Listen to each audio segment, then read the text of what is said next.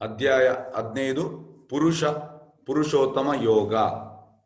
ನೋಡಿ ಇಲ್ಲಿ ಆಚಾರ್ಯರು ಹೇಳ್ತಾರೆ,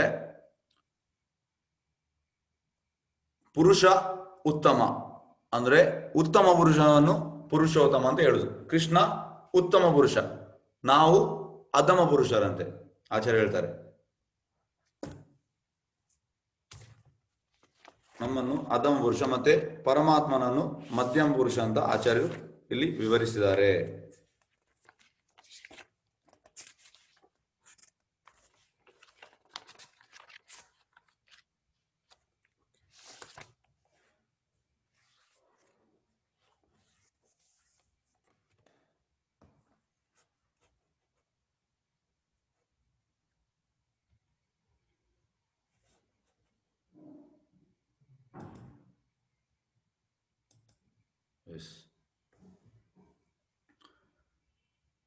ಶ್ರೀ ಭಗವಾನ್ ಉವಾಚ ಊರ್ಧ್ವಮೂಲಂ ಅದಾಶಾಖಂ ಅಶ್ವತ್ಥಂ ಪ್ರಾಹುರ್ ಅವ್ಯಯಂ ಛಂದಾಂಸಿ ಯಸ್ಯ ಪ್ರಾಣಾನಿ ಯಸ್ಯ ತಂ ವೇದ ಸ ವೇದವೇತ್. ದೇವೋತ್ತಮ ಪರಮಪುರುಷನು ಹೀಗೆ ಹೇಳಿದನು, ಬೇರುಗಳು ಮೇಲಿರುವ ಮತ್ತು ರೆಂಬೆಗಳು ಕೆಳಗಿರುವ ಅವಿನಾಶಿಯಾದ ಅಶ್ವತ್ಥ ವೃಕ್ಷ ಹೊಂದಿದೆ, ಅದರ ಎಳೆಗಳು ವೇದ ಮಂತ್ರಗಳು ಎಂದು ಹೇಳುತ್ತಾರೆ. ಈ ಮರವನ್ನು ತಿಳಿದವನು ವೇದಗಳನ್ನು ತಿಳಿದಾನು. ಎಸ್, ಇದಕ್ಕೆ ಎಂತ ಹೇಳ್ತಾರೆ ಆಚಾರ್ಯರು ನೋಡಿ, ಈಗ ನಾವೊಂದು ಸಮುದ್ರ ತಡಕ್ಕೆ ಇಲ್ಲದ್ರೆ ಎಲ್ಲಿಯಾದ್ರೂ ಒಂದು ನೀರಿನ ಹತ್ತಿರ ನಾವು ಹೋದ್ರೆ ಅಲ್ಲಿ ಒಂದು ಗಿಡ ಇದ್ರೆ ನಮ್ಗೆ ಅದರಲ್ಲಿ ಅದರ ರಿಫ್ಲೆಕ್ಷನ್ ಕಾಣ್ತದೆ. ಶ್ಯಾಡೋದಲ್ಲಿ ಹೇಗೆ ಕಾಣ್ತದೆ, ಛಾಯೆಯಲ್ಲಿ ನಮ್ಗೆ ಅದು ಉಲ್ಟ ಕಾಣ್ತದೆ. ಉಲ್ಟ ಕಾಣುವುದಂದ್ರೆ ಬೇರು ಮೇಲೆ ಮರವು ಕೆಳಗೆ.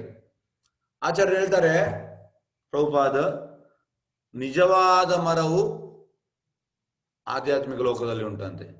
ಇಲ್ಲಿ ಜಸ್ಟ್ ನಮ್ಗೆ ಛಾಯೆ, ಅದು ನಾವು ಎಂತ ಎಣಿಸಿದ್ದೇವೆ ಅದೇ ನಿಜವಂತ ಎಣಿಸಿದ್ದೇವೆ. ಅದು ನಮ್ಮ ಮಿಸ್ಟೇಕ್. ಕೃಷ್ಣ ಹೇಳಿದ್ದಾನೆ, ದುಃಖಾಲಯಂ ಅಶಾಶ್ವತಂ. ಈ ಭೌತಿಕ ಲೋಕ ದುಃಖಾಲಯಂ, ಇದು ಸುಖಾಲಯಂ ಅಲ್ಲ. ಮತ್ತೆ ಅಶಾಶ್ವತಂ, ಅಶಾಶ್ವತ ಟೆಂಪರರಿ. ಸುಖಾಲಯ ಮತ್ತೆ ಪರ್ಮನೆಂಟ್ ಎಲ್ಲಿರುವುದು ಆಧ್ಯಾತ್ಮಿಕ ಲೋಕದಲ್ಲಿ. ಹಾಗಾಗಿ ಇದನ್ನು ನಾವು ತಿಳಿಬೇಕಂತೆ. ಮತ್ತೆ ನೋಡಿ, ಈ ಬೇರುಗಳಲ್ಲಿ ನೋಡಿ, ಈ ಪಯಸ್ ಆಕ್ಟ್ ಮತ್ತೆ ಇಂದ್ರಿಯ ಸುಖ ಸೆನ್ಸ್ ಆಬ್ಜೆಕ್ಟ್ಸ್, ಮತ್ತೆ ಈ ಆರ್ಥಿಕ ಅಭಿವೃದ್ಧಿ ಎಕನಾಮಿಕ್ ಡೆವಲಪ್ಮೆಂಟ್, ರಿಲಿಜಿಯಾಸಿಟಿ, ಸೆನ್ಸ್ ಗ್ರಾಟಿಫಿಕೇಶನ್, ಮತ್ತೆ ಇಂಪಯಸ್ ಆಕ್ಟ್ಸ್, ವೇದಿಕ್ ಹಿಮ್ಸ್, ಈ ತರ ಇದೆಲ್ಲ ನಾವು ಈಗ ಇದರಲ್ಲೇ ಮುಳುಗಿ ಹೋಗಿದ್ದೇವೆ. ಇದರಿಂದ ನಾವು ಮೇಲೆ ಬರಬೇಕು. ಮೇಲೆ ಬರುವುದು ಹೇಗೆ? ಆ ಕೃಷ್ಣ ಪ್ರಜ್ಞೆಯಿಂದ ನಮ್ಗೆ ಮೇಲೆ ಬರ್ಬೋದು, ಇಲ್ಲದ ನಾವು ಕೆಳಗೆ ಇರ್ತೇವೆ. ಇದಕ್ಕೆ ಒಂದು ಉದಾಹರಣೆ ಎಂತಾಯ್ತಂದ್ರೆ, ಇಂದ್ರನೊಂದು ಸ್ಟೋರಿ ಹೇಳುವ. ಆದ್ರೆ ನಮ್ಗೆ ಇಂದ್ರನ ಕಮೆಂಟ್ ಮಾಡುವ ಇದಿಲ್ಲ, ಯಾಕೆಂದ್ರೆ ಇಂದ್ರ ಎಂತ ಅಂದ್ರೆ ಕೃಷ್ಣನ ಭಕ್ತ. ಒಂದ್ ದಿವಸ ಎಂತಾಯ್ತಂದ್ರೆ, ಇಂದ್ರನಿಗೆ ಕೂಡ ಅಂದ್ರೆ ಕೆಲವೊಮ್ಮೆ ಹಾಮ್ ಬರ್ತದೆ. ಹಾಮ್ ಬರುವಾಗ ಅವನಿಗೆ ಪನಿಷ್ಮೆಂಟ್ ಸಿಗ್ತದೆ, ಶಿಕ್ಷೆ ಸಿಗ್ತದೆ. ಎಂತಾಯ್ತು, ಇಂದ್ರನಿಗೆ ಆ ಹಂದಿಯ ಲೈಫ್ ಸಿಕ್ತು. ಹಂದಿ ಆಗುವ ಅವನಿಗೆ ಅವ ಹಂದಿ ಆದ. ಮತ್ತೆ ಎಂತಾಯ್ತು, ಹಂದಿಯಾಗಿ ಮತ್ತೆ ಕೃಷ್ಣನಿಗೆ ಗೊತ್ತಾಗ್ತದೆ. ಮತ್ತೆ ಬ್ರಹ್ಮ ಬರ್ತಾನೆ. ಬ್ರಹ್ಮ ಬಂದು ಅವನಿಗೆ ಹೇಳ್ತಾನೆ, ಆಯ್ತು ನಿಂದು ಟೈಮ್ ಇದು, ನೀನು ವಾಪಸ್ ಬಾ ಅಂತ, ನಿನ್ನ ಇದಕ್ಕೆ ಸ್ವರ್ಗಲೋಕಕ್ಕೆ ನೀನು ರೂಲ್ ಮಾಡ್ಲಿಕ್ಕೆ. ಇಂದ ಹೇಳ್ತಾನೆ, ಇಲ್ಲ ನಾನು ಇಲ್ಲಿ ಖುಷಿಯಲ್ಲಿದ್ದೇನೆ ಅಂತ. ಅಂದ್ರೆ ನನ್ನ ಫ್ಯಾಮಿಲಿ ಹಂದಿಯೊಟ್ಟಿಗೆ ನಾನು ಖುಷಿಯಲ್ಲಿದ್ದೇನೆ ಅಂತ. ಹಾಗಾಗಿ ಆಚಾರ್ಯ ಎಂತ ಹೇಳ್ತಾರೆ ಅಂದ್ರೆ, ನಮ್ದು ಕೂಡ ಅದೇ ಕಂಡೀಷನ್ ಅಂತೆ. ಇಲ್ಲಿ ಇಂದ್ರ ಜಸ್ಟ್ ಎಕ್ಸಾಂಪಲ್. ನಾವು ಎಂತ ಎಣಿಸುದು, ನಾನು ಇದರಲ್ಲಿ ನಾನು ಖುಷಿಯಲ್ಲಿದ್ದೇನೆ. ಇದು ಖುಷಿಯಲ್ಲ, ಇದು ದುಃಖಾಲಯ. ಭೌತಿಕ ಲೋಕವು ಸುಖಾಲಯಂ ಅಲ್ಲ, ದುಃಖಾಲಯಂ. ದುಃಖಾಲಯಂ ಆಧ್ಯಾತ್ಮಿಕ ಲೋಕ. ಹಾಗಾಗಿ ನಾವು ಎಂತ ಮಾಡಿದ್ದೇವೆ, ನಾವು ಇಂದ್ರಿಯ ಇದರಲ್ಲಿ ಪೂರ್ತಿ ಮುಳುಗಿ ಹೋದ ಕಾರಣ ನಮ್ಗೆ ಇದು ಸುಖಾಲಯಂ ಅಂತ ಭಾವಿಸ್ತೇವೆ. ಆದ್ರೆ ಅದು ಸುಖಾಲಯಂ ಅಲ್ಲ, ದುಃಖಾಲಯಂ. ಹಾಗೆ ಆಚಾರ್ಯ ಹೇಳ್ತಾರೆ, ಇದರಿಂದ ನಾವು ಹೊರಗೆ ಬರಬೇಕು. ನೋಡಿ, ಆ ನಿಜವಾದ ನಿಮ್ಗೆ ಕಾಣ್ತದಲ್ಲ, ಆಧ್ಯಾತ್ಮಿಕ ಲೋಕದಲ್ಲಿ ನಿಜವಾದ ನಿಮ್ಗೆ ಉಂಟು. ಇಲ್ಲಿ ಜಸ್ಟ್ ಉಲ್ಟದು ರಿಫ್ಲೆಕ್ಷನ್, ಛಾಯೆ. ಇದು ಜಸ್ಟ್ ಛಾಯೆ.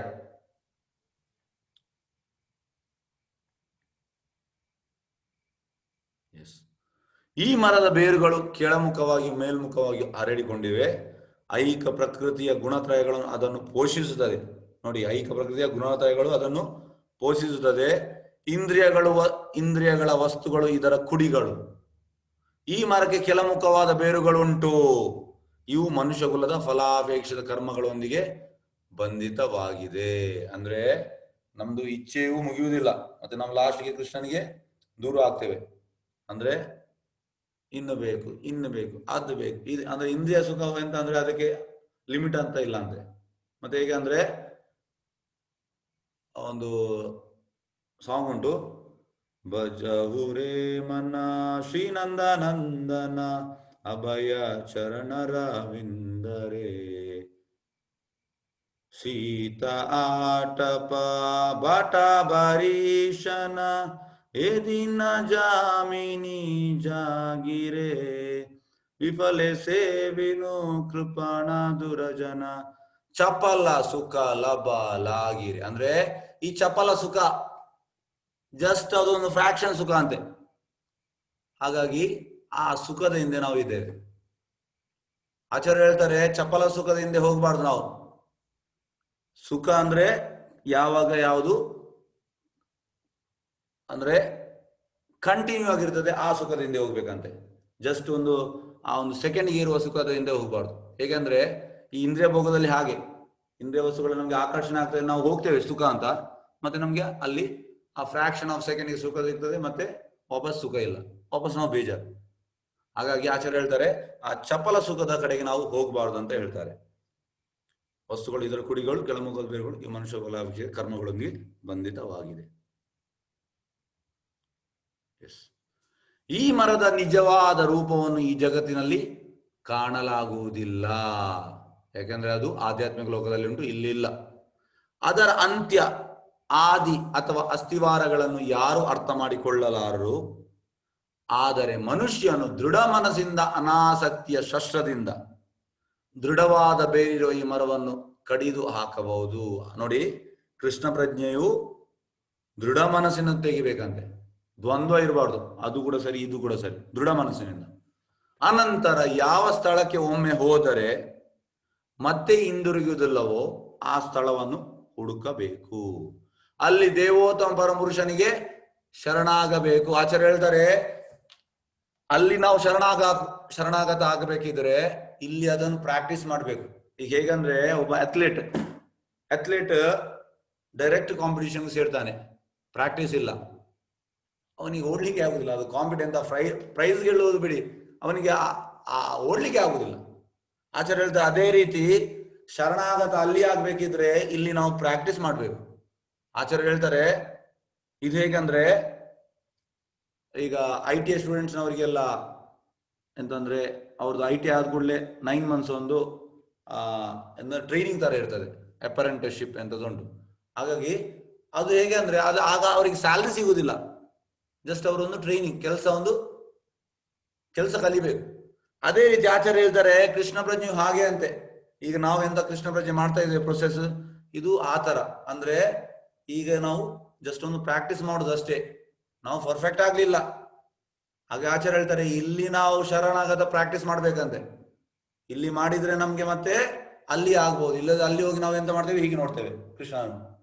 ಇಲ್ಲಿ ನಾವು ನಮ್ರ ರೀತಿಯಲ್ಲಿ ನಾವು ಕೃಷ್ಣನಿಗೆ ಅಡ್ಡ ಬಿದ್ದು ಪ್ರಾಕ್ಟೀಸ್ ಮಾಡಿ ಮಾಡಿ ಮಾಡಿ ಮಾಡಿ ಮಾಡಿ ಮಾಡಿ ಮಾಡಿ ಮತ್ತೆ ನಮ್ಗೆ ಅಲ್ಲಿ ಆಗ್ತದೆ. ಅದಕ್ಕೆ ಪ್ರಹ್ಲಾದ್ ಮಹಾರಾಜ್ ಹೇಳುದು, ಕೌಮಾರಂ ಆಚರಿತೋ ಪ್ರಜ್ಞೋ, ಅಂದ್ರೆ ಯಂಗ್ ಏಜ್ ಅಲ್ಲಿ ಕೃಷ್ಣ ಪ್ರಜ್ಞೆ ತಗೊಳ್ಬೇಕಂತೆ. ಯಾಕಂದ್ರೆ ನಮ್ಗೆ ಪ್ರಾಯ ಆದ ಮೇಲೆ ಕುಲಶೇಖರ ರಾಜ ಹೇಳ್ತಾನೆ, ವಾತ ಪಿತ್ತ ಕಪದಿಂದ ನಮ್ಮ ಗಂಟಲು ಕೂಡಿರ್ತದೆ, ಆಗ ನಮಗೆ ಕೃಷ್ಣ ಪ್ರಜ್ಞೆ ಮಾಡ್ಲಿಕ್ಕೆ ಆಗುದಿಲ್ಲ. ಯಂಗ್ ಏಜ್ ಅಲ್ಲಿ ನಾವು ತಗೊಳ್ಬೇಕು. ಹಾಗಾಗಿ ಆಚಾರ್ಯ ಹೇಳ್ತಾರೆ, ಆ ಶರಣಾಗತವು ಕೂಡ ಅದು ಪ್ರಾಕ್ಟೀಸ್ ಅಲ್ಲಿ ಇರ್ಬೇಕಂತೆ, ಒಮ್ಮೆಲೆ ನಮ್ಗೆ ಶರಣಾಗತ ಆಗುದಿಲ್ಲ. ಅನಾದಿ ಕಾಲದಿಂದ ಎಲ್ಲವೂ ಅವನಿಂದಲೇ ಪ್ರಾರಂಭವಾಯಿತು, ಎಲ್ಲವೂ ಅವನಿಂದಲೇ ವಿಸ್ತಾರಗೊಂಡಿವೆ. ಎಸ್, ಇದು ಬ್ಯೂಟಿಫುಲ್ ಶ್ಲೋಕ.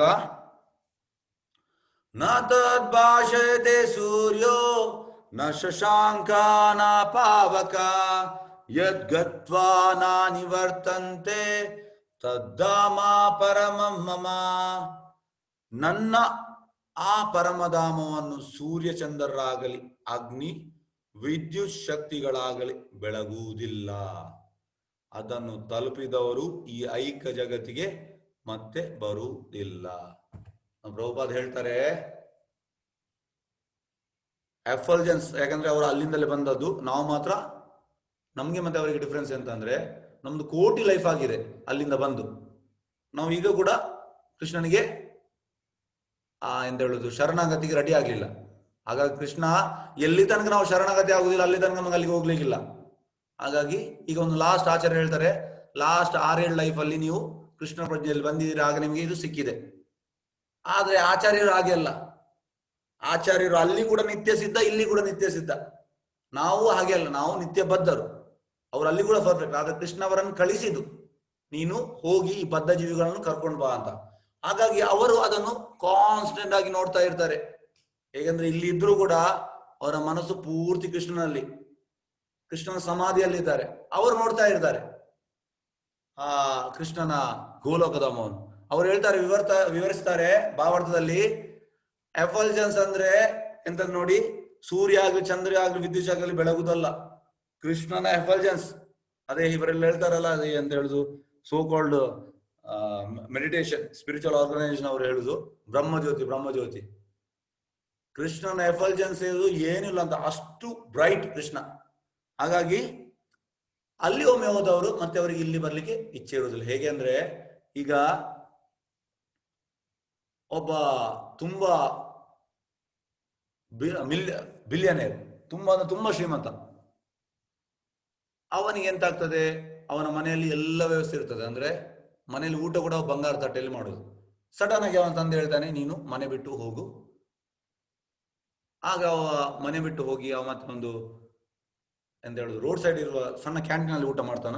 ಇಲ್ಲ. ಯಾಕೆಂದ್ರೆ ಅವನ ಜೀವನ ಪೂರ್ತಿ ಅಂದ್ರೆ ಅವನಿಗೆ ಊಟ ಬಡಿಸ್ಲಿಕ್ಕೆ ಒಂದು 4 ಮಂದಿ, ಮತ್ತೆ ಮನೆಯಲ್ಲಿ ಕುಕಿಂಗ್ ಒಂದು 10 ಮಂದಿ, ಈ ತರ ಬಂಗಾರ ತಟ್ಟೆಯಲ್ಲಿ ಊಟ ಮಾಡುದು. ಹಾಗಾಗಿ ಯಾರು ಹೈಯೆಸ್ಟ್ ನೋಡಿದ್ದಾರೆ ಅವ್ರಿಗೆ ಕೆಳ ಬಂದು ನೋಡ್ಲಿಕ್ಕೆ ಆಗುದು. ಅದೇ ರೀತಿ ಈ ಭೌತಿಕ ಲೋಕ ಹೇಗೆ ಅಂದ್ರೆ ಆಧ್ಯಾತ್ಮ ಕಂಪೇರ್ ಮಾಡುವಾಗ ಇದು ಏನು ಇಲ್ಲ. ಹಾಗಾಗಿ ಶುದ್ಧ ಭಕ್ತರಿಗೆ ಅದು ಗೊತ್ತುಂಟು, ಶುದ್ಧ ಭಕ್ತರು ಅದನ್ನು ನೋಡಿದ್ದಾರೆ. ಆಗ ಅದನ್ನು ಅವರು ವಿವರಿಸ್ತಾರೆ. ಬ್ರೈಟ್ ಅಂದ್ರೆ ಫುಲ್ ಎಫಲ್ಜೆನ್ಸ್.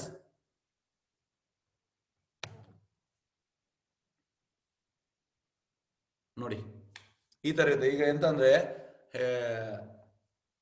ಹೆಚ್ಚಿನವರಿಗೆ ಡಿಸೈರ್ ಇರ್ತದೆ, ಹೇಗಂದ್ರೆ ಆಸೆ ಇರ್ತದೆ, ಒಂದು ಔಟಿಂಗ್ ನಾವು ಹೋಗುವ, ಹೊರಗೆ ಹೋಗುವ ಎಂತಂದ್ರೆ ಅವ್ರು ವಿವರಿಸುದು ಒಂದು ಒಳ್ಳೆ ಪರಿಸರ, ಅಂದ್ರೆ ಒಳ್ಳೆ ಮರಗಳೆದ್ದು, ಒಳ್ಳೆ ಗಾಳಿ, ಒಳ್ಳೆ ನೀರಿದ್ದು, ಈ ತರ ಆಚಾರ್ಯ ಹೇಳ್ತಾರೆ. ಇದರಲ್ಲಿ ಯಾಕೆ ಅವರು ಇಚ್ಛಿಸುವುದಂದ್ರೆ ಆಧ್ಯಾತ್ಮಿಕ ಲೋಕದಲ್ಲಿ ಇದೆ, ಅವರು ಎಷ್ಟೋ ಕೋಟಿ ವರ್ಷ ಮುಂಚೆ ಅಲ್ಲಿ ಇದ್ರು, ಅಲ್ಲಿ ಅದನ್ನು ನೋಡಿದ್ದಾರೆ.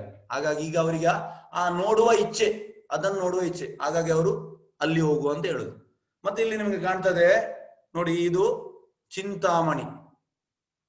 ಬ್ರಹ್ಮ ಸಂಹಿತೆಯಲ್ಲಿ ಬ್ರಹ್ಮ ಹೇಳ್ತಾನೆ, ಚಿಂತಾಮಣಿ ಪ್ರಕರ ಸದ್ಮಶು ಕಲ್ಪ ವೃಕ್ಷ ಲಕ್ಷಾವೃತೇಶು ಸುರಭೀರ್ ಅಭಿಪಾಲಯಂತಂ ಲಕ್ಷ್ಮೀ ಸಹಸ್ರ ಶತ ಸಂಭ್ರಮ ಸೇವ್ಯಮಾನಂ ಗೋವಿಂದಮಾದಿ ಪುರುಷಂ ತಮಹಂ ಭಜಾಮಿ. ಚಿಂತಾಮಣಿ ಈಗ ಹೇಗೆ ಅಂದ್ರೆ ಆಚಾರ್ಯ ಹೇಳ್ತಾರೆ, ನಗಾಡ್ತಾ ಹೇಳ್ತಾರೆ, ಇಲ್ಲಿ ಚಿಂತಾಮಣಿ ಇದ್ರೆ ಜನರೆಲ್ಲ ಒಬ್ಬನೊಬ್ಬನು ದೂಡಿ ತೆಗೆದು ಅಂದ್ರೆ ಚಿಂತಾಮಣಿಗೋಸ್ಕರ ಅಲ್ಲಿ ಗಲಾಟೆ ಮಾಡ್ತಾನಂತೆ ಇಲ್ಲಿ. ಆದ್ರೆ ಆಧ್ಯಾತ್ಮಿಕ ಲೋಕದಲ್ಲಿ ಈ ಚಿಂತಾಮಣಿಗಳು ಹೇಗೆ ಅಂದ್ರೆ ನಮ್ಮ ಈ ಭೂಲೋಕದಲ್ಲಿ ಮಣ್ಣು ಮತ್ತೆ ಕಲ್ಲು ಹೇಗೆ ಉಂಟು ಆ ತರ ಅಂತೆ, ಕ್ಯಾರ್ ಇಲ್ಲ. ಆದ್ರೆ ಆಧ್ಯಾತ್ಮಿಕ ಲೋಕದಲ್ಲಿ ಅವರಿಗೆ ಚಿಂತಾಮಣಿ ಮೇಲೆ ಆಕರ್ಷಣೆ ಇಲ್ಲ, ಅವರಿಗೆ ಕೃಷ್ಣನ ಮೇಲೆ ಆಕರ್ಷಣೆ. ಹಾಗಾಗಿ ಅದು ಬಿದ್ದಿರ್ತದೆ. ಮತ್ತೆ ಆ ಒಂದು ಚಿಂತಾಮಣಿ ನಿಮ್ದು ಎಲ್ಲ ಇಚ್ಛೆಗಳನ್ನು ಈಡೇರಿಸ್ತಂತೆ. ಇದಕ್ಕೆ ನಾನೊಂದು ಉದಾಹರಣೆ ಕೊಡ್ತೇನೆ. ಎಂತಾಗ್ತದೆ ಅಂದ್ರೆ, ಶಿವನ ಒಂದು ಭಕ್ತ ಹೇಳ್ತಾನೆ, ನಂಗೆ ಆ ಚಿಂತಾಮಣಿ ಬೇಕಂತ ಹೇಳ್ತಾನೆ. ಅದಕ್ಕೆ ಶಿವ ಎಂತ ಮಾಡ್ತಾನೆ, ಇದು 500 ವರ್ಷ ಹಿಂದೆ ಶಿವ ಸನಾತನ ಗೋಸ್ವಾಮಿ ರೂಪ ಗೋಸ್ವಾಮಿ ಅವರಿಬ್ಬರು ಚೈತನ್ಯ ಮಹಾಪ್ರಭು ಶಿಷ್ಯಂದ್ರು. ಸನಾತನ ಗೋಸ್ವಾಮಿ ಅದರದ್ದು ಉಂಟ ಅಂತ ಹೇಳ್ತಾರೆ ಶಿವ. ಮತ್ತೆ ಶಿವನ ಭಕ್ತ ಸೀದಾ ಸನಾತನ ಗೋಸ್ವಾಮಿ ಹತ್ರ ಹೇಳ್ತಾನೆ, ಹೇಳ್ತಾನೆ ನನ್ಗೆ ಆ ಚಿಂತಾಮಣಿ ಬೇಕು, ಅದು ನಿನ್ನ ಹತ್ರ ಉಂಟಂತ ಶಿವ ಹೇಳಿದ. ಅದಕ್ಕೆ ಸನಾತನ ಗೋಸ್ವಾಮಿ ಹೇಳ್ತಾರೆ, ಹೌದು ಉಂಟು, ಆದ್ರೆ ನನ್ನ ಮನೆಯ ಹೊರಗೆ ಆ ಗಾರ್ಬೇಜ್ ಬಾಕ್ಸ್ ಅಲ್ಲಿ ನಾನು ಹಾಕಿದ್ದೇನೆ. ಮತ್ತೆ ಅವ ಹೋಗಿ ತಗೊಳ್ತಾನೆ ಮತ್ತೆ ಹೋಗ್ತಾನೆ. ಖುಷಿ ಆಗ್ತದೆ ಅವನಿಗೆ, ಯಾಕಂದ್ರೆ ಆ ಚಿಂತಾಮಣಿ ಇದ್ರೆ ಎಲ್ಲವೂ ಎಲ್ಲ ನಮ್ದು ಇಚ್ಛೆ ಅದರಲ್ಲಿ ಈಡೇರ್ತದೆ. ಮತ್ತೆ ಅರ್ಧ ಹೋಗ್ತಾ ಹೋಗ್ತಾ ಹೋಗ್ತಾ ಎಂತಾಗ್ತದೆ ಅಂದ್ರೆ ಅವನಿಗೆ ಆಗ್ತದೆ, ಇವರು ಯಾಕೆ ಈ ಡಸ್ಟ್ಬಿನ್ ಅಲ್ಲಿ ಹಾಕಿದ್ರು ಗಾರ್ಬೇಜ್ ಅಲ್ಲಿ ಬಾಕ್ಸ್ ಅಲ್ಲಿ ಚಿಂತಾಮಣಿ, ಅವನಿಗೆ ಒಂದು ಡೌಟ್ ಬರ್ತದೆ. ಅವ ವಾಪಸ್ ಬರ್ತಾನೆ, ವಾಪಸ್ ಬಂದು ಹೇಳ್ತಾನೆ, ಅದೌದು ಇದು ಚಿಂತಾಮಣಿ ನಿಮ್ದು ಅಂದ್ರೆ ಎಲ್ಲಾ ಇಚ್ಛೆಗಳನ್ನು ಈಡೇರಿಸ್ತದೆ, ಆದ್ರೆ ನೀವು ಡಸ್ಟ್ಬಿನ್ ಅಲ್ಲಿ ಯಾಕೆ ಹಾಕಿದ್ದೀರಿ?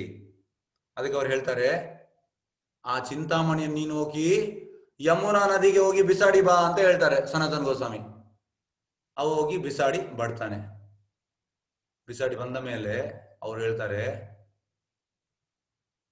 ಯಾಕೆಂದ್ರೆ ಆ ಚಿಂತಾಮಣಿಗಿಂತ ಬೆಳೆ ಬಾಳುವ ಇನ್ನೊಂದುಂಟು, ಅದು ಹರೇ ಕೃಷ್ಣ ಮಹಾಮಂತ್ರ. ಮತ್ತೆ ಆ ಮಹಾಮಂತ್ರವನ್ನು ಅವನಿಗೆ ಕೊಡ್ತಾನೆ. ಹಾಗಾಗಿ ಇದು ಚಿಂತಾಮಣಿ ಹೇಗಂದ್ರೆ ಭೌತಿಕ ಲೋಕದಲ್ಲಿ ನಮ್ಗೆ ಚಿಂತಾಮಣಿ ಸಿಕ್ಕಿದ್ರೆ ನಾವು ಪೂರ್ತಿ ಅದರಲ್ಲೇ ಇರ್ತೇವೆ.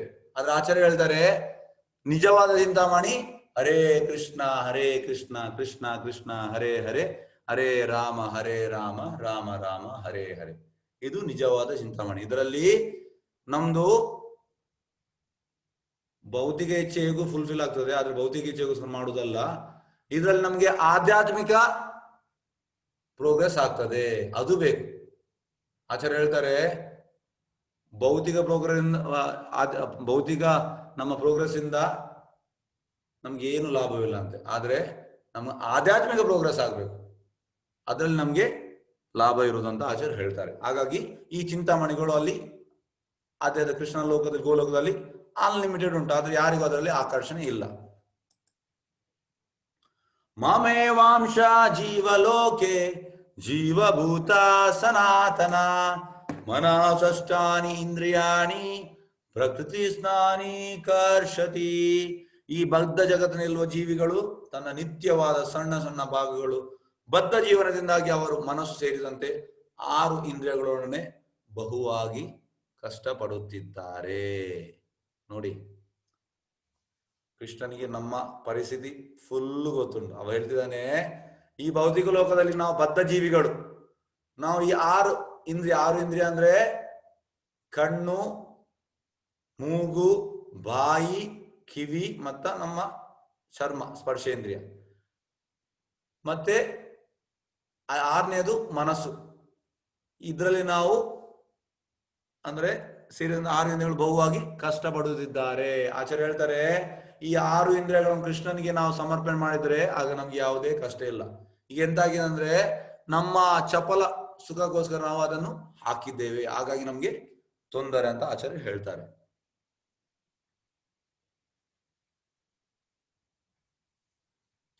ಶರೀರಂ ಯದ್ ಆವಾಪನೋತಿ ಯಚ್ಚಾಪಿ ಉತ್ಕ್ರಮಾತೀಶ್ವರ ಗೃಹೀತ್ವೈತ್ಯಾನಿ ಸಂಯಾತಿ ವಾಯುರ್ಗಂಧಾನ್ ಇವಾಶಯತ್. ಗಾಳಿಯು ಗಂಧಗಳನ್ನು ಒಯ್ಯುವಂತೆ ಐಕ ಜಗತ್ತಿನ ಜೀವಿಯು ತನ್ನ ಜೀವನದ ವಿವಿಧ ಕಲ್ಪನೆಗಳನ್ನು ಒಂದು ದೇಹದಿಂದ ಮತ್ತೊಂದು ದೇಹಕ್ಕೆ ಒಯ್ಯುತ್ತಾನೆ. ಹೀಗೆ ಅವನು ಒಂದು ಬಗೆಯ ದೇಹವನ್ನು ಪಡೆಯುತ್ತಾನೆ, ಮತ್ತೊಂದು ದೇಹವನ್ನು ಪಡೆಯಲು ಮೊದಲನೇ ದೇಹವನ್ನು ಬಿಡುತ್ತಾನೆ. ನೋಡಿ, ಇಲ್ಲಿ ನಿಮ್ಗೆ ಕಾಣ್ತದಲ್ಲ. ಎಸ್, ಹೇಗೆ ಅಂದ್ರೆ ಸಾಯುವಾಗ ನಮ್ಮ ಆತ್ಮವನ್ನು ನಮ್ಮ ಮನಸ್ಸು ಕೊಂಡೋಗುವುದಂತೆ. ಈಗ ಮನಸ್ಸಿನಲ್ಲಿ ನಾವು ನಮ್ಮ ಲೈಫ್ ಪೂರ್ತಿ ನಾಯಿಯ ಸೇವೆ ಮಾಡಿದ್ರೆ ಸಾಯುವಾಗ ಕೂಡ ನಾಯಿಯ ಸ್ಮರಣೆ ಇರ್ತದೆ. ನಾವು ಮನಸ್ಸಿನಲ್ಲಿ ಅಂದ್ರೆ ಆತ್ಮವನ್ನು ಮನಸ್ಸಿಂದ ಕೊಂಡೋಗುದಂತೆ ನಾವು ನಾಯಿ, ನೆಕ್ಸ್ಟ್ ನಮ್ಗೆ ಲೈಫ್ ನಾಯಿ ಆಗ್ತದೆ. ಆಚಾರ್ಯ ಯಾಕೆ ಹೇಳ್ತಾರೆ ಅಂದ್ರೆ, ಕೃಷ್ಣ ನಾವು ಸ್ಮರಣೆ ಮಾಡುವುದರಿಂದ ಸಾಯೋ ಟೈಮಲ್ಲಿ ಕೂಡ ಅದೇ ಸ್ಮರಣೆ ಬರ್ತದಂತೆ. ಇಲ್ಲದಿದ್ರೆ ನಾವು ಬೇಡದಿಲ್ಲ. ಈಗ ಎಂತಾಗಿದೆ ಅಂದ್ರೆ ಇಲ್ಲಿ ಫ್ಯಾಷನ್ ಆಗಿದೆ. ಯಾಕಂದ್ರೆ ನಮ್ಮ ದೇವಸ್ಥಾನ ಹತ್ತಿರ ಕೂಡ ಎಲ್ಲರೂ ನಾಯಿ ಬೆಳಿಗ್ಗೆ ಹೊತ್ತು 6 ಗಂಟೆಗೆ ಮತ್ತೆ ಸಂಜೆ 6 ಗಂಟೆಗೆ ಆ ನಾಯಿಯನ್ನು ಕೊಂಡು ಹೋಗ್ತಾರೆ. ಅದೊಂದು ಫ್ಯಾಷನ್ ಆಗಿದೆ. ಫ್ಯಾಷನ್ ಎಂತಂದ್ರೆ ನಾಯಿಯನ್ನು ಕೊಂಡು ಹೋಗುದೊಂದು ಫ್ಯಾಷನ್. ಹಾಗಾಗಿ ಆಚಾರ್ಯ ಹೇಳ್ತಾರೆ, ನಾವು ಪೂರ್ತಿ ನಾಯಿಯ ಸ್ಮರಣೆಯಲ್ಲಿದ್ರೆ ಆಗ ನಾವು ನೆಕ್ಸ್ಟ್ಗೆ ನಾಯಿ ಆಗ್ತಾರೆ ಅಂತ. ಹಾಗಾಗಿ ನಾವು ನಾಯಿಯ ಸ್ಮರಣೆಯನ್ನು ಬಿಟ್ಟು ನಾವು ಕೃಷ್ಣನ ಸ್ಮರಣೆಗೆ ಬರ್ಬೇಕಂತ ಆಚಾರ್ಯ ಹೇಳ್ತಾರೆ. ಆಚಾರ್ಯರ ಈ ಎಲ್ಲ ವಾಕ್ಯಗಳು ಇದು ಸ್ಟ್ರೈಟ್ ಅಂದ್ರೆ ನಮ್ಗೆ ಆ ಒಂದು ಡೈರೆಕ್ಟ್ ಒಂದು ಏಟು ಬಿದ್ದಾಗಿರ್ತದೆ. ಯಾಕಂದ್ರೆ ಅದು ತುಂಬಾ ಸ್ಟ್ರಾಂಗ್ ವರ್ಡ್ಸ್. ಅವ್ರು ಸ್ಟ್ರಾಂಗ್ ವರ್ಡ್ಸ್ ಯಾಕೆ ಹೇಳ್ತಾರೆ ಅಂದ್ರೆ, ಆಚಾರ್ಯ ಹೇಳ್ತಾರೆ ತುಂಬಾ ಸಂಸ್ಥೆಗಳು ಉಂಟು, ಅವರೆಲ್ಲ ಎಂತ ಅಂದ್ರೆ ಸ್ಟ್ರಾಂಗ್ ಆಗಿ ಹೇಳುವುದಿಲ್ಲ. ಯಾಕಂದ್ರೆ ಅವರಿಗೆ ಫಾಲೋವರ್ಸ್ ಬೇಕು. ಆಚಾರ್ಯ ಹೇಳ್ತಾರೆ ನನ್ಗೆ ಫಾಲೋವರ್ಸ್ ಬೇಡ, ನಾನು ಸ್ಟ್ರಾಂಗ್ ಹೇಳ್ತೇನೆ. ನನ್ಗೆ ಅಂದ್ರೆ ಒಂದು ಫಾಲೋವರ್ ಇದೆ ಸಾಕು. ಅಂದ್ರೆ ಆ ಸ್ಟ್ರಾಂಗ್ ಹೇಗಂದ್ರೆ ಕಾಂಪ್ರಮೈಸ್ ಇಲ್ಲ. ಹೇಗಂದ್ರೆ ನೀವು ಹೀಗೆ ಮಾಡಿ ಹೀಗೆ ಮಾಡಿ, ನಮ್ಮ ಹೇಗಂದ್ರೆ ಎಲ್ಲ ಸಂಸ್ಥೆಗಳು ಹೇಳುದಂದ್ರೆ ಅವನಿಗೆ ತುಂಬಾ ಫಾಲೋವರ್ಸ್ ಬೇಕು. ಹಾಗಾಗಿ ಅವ ಎಂತ ಮಾಡುದು ಅಂದ್ರೆ ಎಲ್ಲ ರೂಲ್ಸ್ ರೆಗ್ಯುಲೇಷನ್ಸ್ ಅಲ್ಲೆಲ್ಲ ಅವ ಕಡಿವಾಣ ಆಗ್ತಾರೆ. ಆಯ್ತು ನಿನ್ಗೆ ಎಂತಂದ್ರೆ ನಿನ್ಗೆ ಬೇಕಾದಾಗೆ ನೀನು ಮಾಡು ಅಂತ. ಆಚಾರ್ಯ ಹೇಳ್ತಾರೆ ನಾನು ಹಾಗೆ ಹೇಳುದಿಲ್ಲ, ನಾನು ಬೇಕಾದಾಗೆ ಮಾಡು ಅಂತ ಹೇಳುದಿಲ್ಲ. ಯಾಕಂದ್ರೆ ನಾನು ಇದ್ದದನ್ನು ಇದ್ದಾಗೆ ಹೇಳುದು. ಅದು ಸ್ವಲ್ಪ ಸ್ಟ್ರಾಂಗ್ ಇರ್ತದೆ, ಆದ್ರೂ ಕೂಡ ಅದು ಅವನ ಒಳ್ಳೇದಕ್ಕಾಗಿ ಆಚಾರ್ಯ ಹೇಳ್ತಾರೆ. ಹಾಗೆ ನಾವು ಸಾಯೋ ಟೈಮಲ್ಲಿ ನಮ್ಮ ಮನಸ್ಸಲ್ಲಿ ಎಂತ ಉಂಟು ಅದೇ ನಮ್ಗೆ ದೇಹ ಸಿಗ್ತದಂತ ಆಚಾರ್ಯರು ಇಲ್ಲಿ ನಮ್ಗೆ ಹೇಳ್ತಾರೆ. ಜೀವಿಯು ಹೀಗೆ ಇನ್ನೊಂದು ಜಡದೇಹವನ್ನು ಪಡೆಯುತ್ತಾನೆ. ಒಂದು ನಿರ್ದಿಷ್ಟ ಬಗೆಯ ಕಿವಿ, ಕಣ್ಣು, ನಾಲಿಗೆ, ಮೂಗು ಮತ್ತು ಸ್ಪರ್ಶೇಂದ್ರಿಯಗಳನ್ನು ಪಡೆಯುತ್ತಾನೆ. ಇವನ್ನು ಮನಸ್ಸಿನ ಸುತ್ತ ಜೋಡಿಸಿದೆ. ಹೀಗೆ ಅವನು ಇಂದ್ರಿಯ ವಸ್ತುಗಳ ಒಂದು ವಿಶಿಷ್ಟ ತಂಡವನ್ನು ಅನುಭವಿಸ್ತಾನೆ. ಅಂದ್ರೆ ನಮ್ಮ ಸಾಯೋ ಟೈಮಲ್ಲಿ ಯಾವ ಸ್ಮರಣೆ ಉಂಟು ಅದೇ ನಮ್ಗೆ ದೇಹ ಸಿಗ್ತದಂತೆ.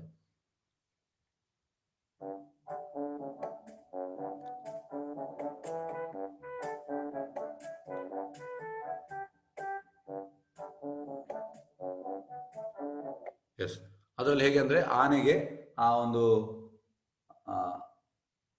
ಇಂದ್ರಿಯ ಅಂದ್ರೆ ಅವನ ಚರ್ಮಕ್ಕೆ ಸ್ವಲ್ಪ ಇದಾಗಬೇಕು, ಹಾಗಾಗಿ ಅದನ್ನು ಮಾಡಿದ್ರೆ. ಅದೇ ರೀತಿ ಆಚಾರ್ಯ ಹೇಳ್ತಾರೆ ನಾವು ಕೂಡ ಹಾಗೆ ಅಂತೆ, ನಮ್ಮ ಇಂದ್ರಿಯದ ಇದರಲ್ಲೇ ನಾವು ಇದ್ದೇವೆ. ಆಚಾರ್ಯ ಇದಕ್ಕೆ ಹೇಗೆ ಹೇಳ್ತಾರೆ ಅಂದ್ರೆ, ನಮ್ಗೆ ಈಗ ಒಂದು ಎಂತಾದ್ರು ತುರಿಸುವಾಗ ನಮ್ಗೆ ಅದ್ರಲ್ಲಿ ಎಂತ ಆಗ್ತದೆ ಅಂದ್ರೆ ಇನ್ನೂ ತುರಿಸು ಅಂತ ಆಗ್ತದೆ. ಮತ್ತೆ ತುರಿಸ್ತೇವೆ, ನಮ್ಗೆ ಅದು ಇಂದ್ರಿಯ ಸುಖ ಖುಷಿ ಆಗ್ತದೆ ತುರಿಸುವಾಗ. ಮತ್ತೆ ಲಾಸ್ಟಿಗೆ ಅದ್ರಲ್ಲಿ ರಕ್ತ ಬರ್ತದೆ. ಆಚಾರ್ಯ ಹೇಳ್ತಾರೆ ಇಂದ್ರಿಯ ಸುಖದಿಂದ ನಮ್ಗೆ ಅಂಡಿಗೆ ಕಷ್ಟವೇ, ಆದ್ರೆ ತುರಿಸುವಾಗ ಹೇಗಂದ್ರೆ ಖುಷಿ ಆಗ್ತದೆ, ಮತ್ತೆ ಲಾಸ್ಟ್ಗೆ ಅದು ರಕ್ತ ಬರ್ತದೆ. ಆಗ ಆಚಾರ್ಯ ಹೇಳ್ತಾರೆ ನಾವು ಇಂದ್ರಿಯ ಸುಖವನ್ನು ಟಾಲರೇಟ್ ಮಾಡಬೇಕು. ಅಂದ್ರೆ ಅದು ನಮ್ಗೆ ಇಚ್ಛೆ ಆದ್ರೂ ಕೂಡ ಅದನ್ನು ಟಾಲರೇಟ್ ಮಾಡ್ಬೇಕಂತ ಆಚಾರ್ಯ ಹೇಳ್ತಾರೆ.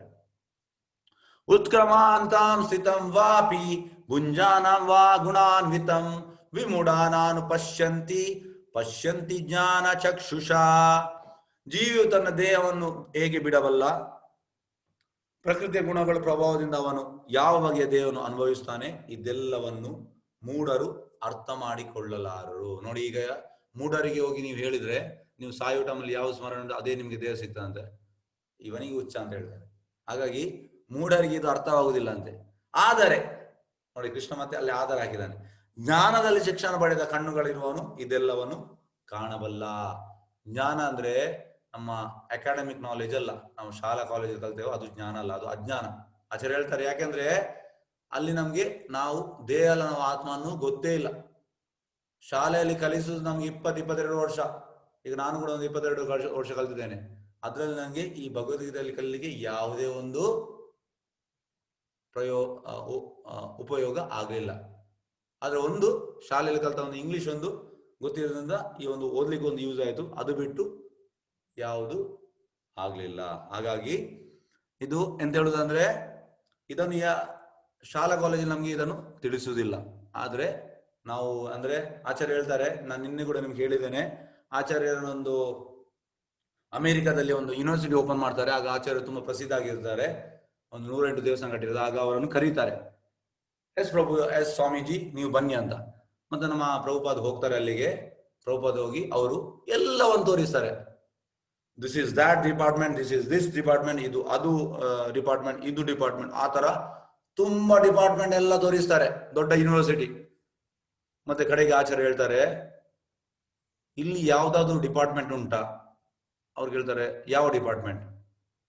ಸತ್ತ ದೇಹ ಮತ್ತೆ ಜೀವ ಇರುವ ದೇಹಕ್ಕೆ ವ್ಯತ್ಯಾಸ ಇಡುವಂಥದ್ದು. ಅವ್ರು ಹೇಳಿದ್ರು ನಮ್ಗೆ ಅದು ಗೊತ್ತಿಲ್ಲ. ಮತ್ತೆ ನಿಮ್ದು ಈ ವಿದ್ಯಾ ಬೋರ್ಡ್ ಅಂತ ತೆಗೀರಿ, ಇಲ್ಲಿ ಅವಿದ್ಯೆ ಅಂತ ಹಾಕಿರ ಅಂತ ಹೇಳಿದ್ರು. ಹಾಗಾಗಿ ವಿಷಯ ಅಂತಂದ್ರೆ ಜನರಿಗೆ ಇದರ ಬಗ್ಗೆ ಗೊತ್ತಿಲ್ಲ. ದೊಡ್ಡ ದೊಡ್ಡ ಯೂನಿವರ್ಸಿಟಿ ಮಾಡ್ತಾರೆ, ಅದು ಇದು ಹೆಸರೆಲ್ಲ ದೊಡ್ಡ ದೊಡ್ಡ ಹಾಕ್ತಾರೆ. ಆದ್ರೆ ಆಚಾರ್ಯ ಹೇಳ್ತಾರೆ ಈ ಆತ್ಮ ಮತ್ತೆ ಪರಮಾತ್ಮ ದೇಹ ಇದರ ಬಗ್ಗೆ ಒಂದು ಯೂನಿವರ್ಸಿಟಿ ಓಪನ್ ಮಾಡಬೇಕು, ಮತ್ತೆ ಇದನ್ನು ತಿಳಿಸ್ಬೇಕಂತ ಆಚಾರ್ಯ ಹೇಳ್ತಾರೆ. ನೋಡಿ, ಈಗ ಇವನ ಗಾಡಿ ಹಾಳಾಗಿದೆ, ಇವ ನೋಡ್ತಿದ್ದಾನೆ, ಆದ್ರೆ ಅವನಿಗೆ ಸ್ವಲ್ಪ ಕೂಡ ತಲೆಗೆ ಹೊಕ್ಕುವುದಿಲ್ಲ, ನೋಡ್ತಾ ಇದ್ದಾನೆ.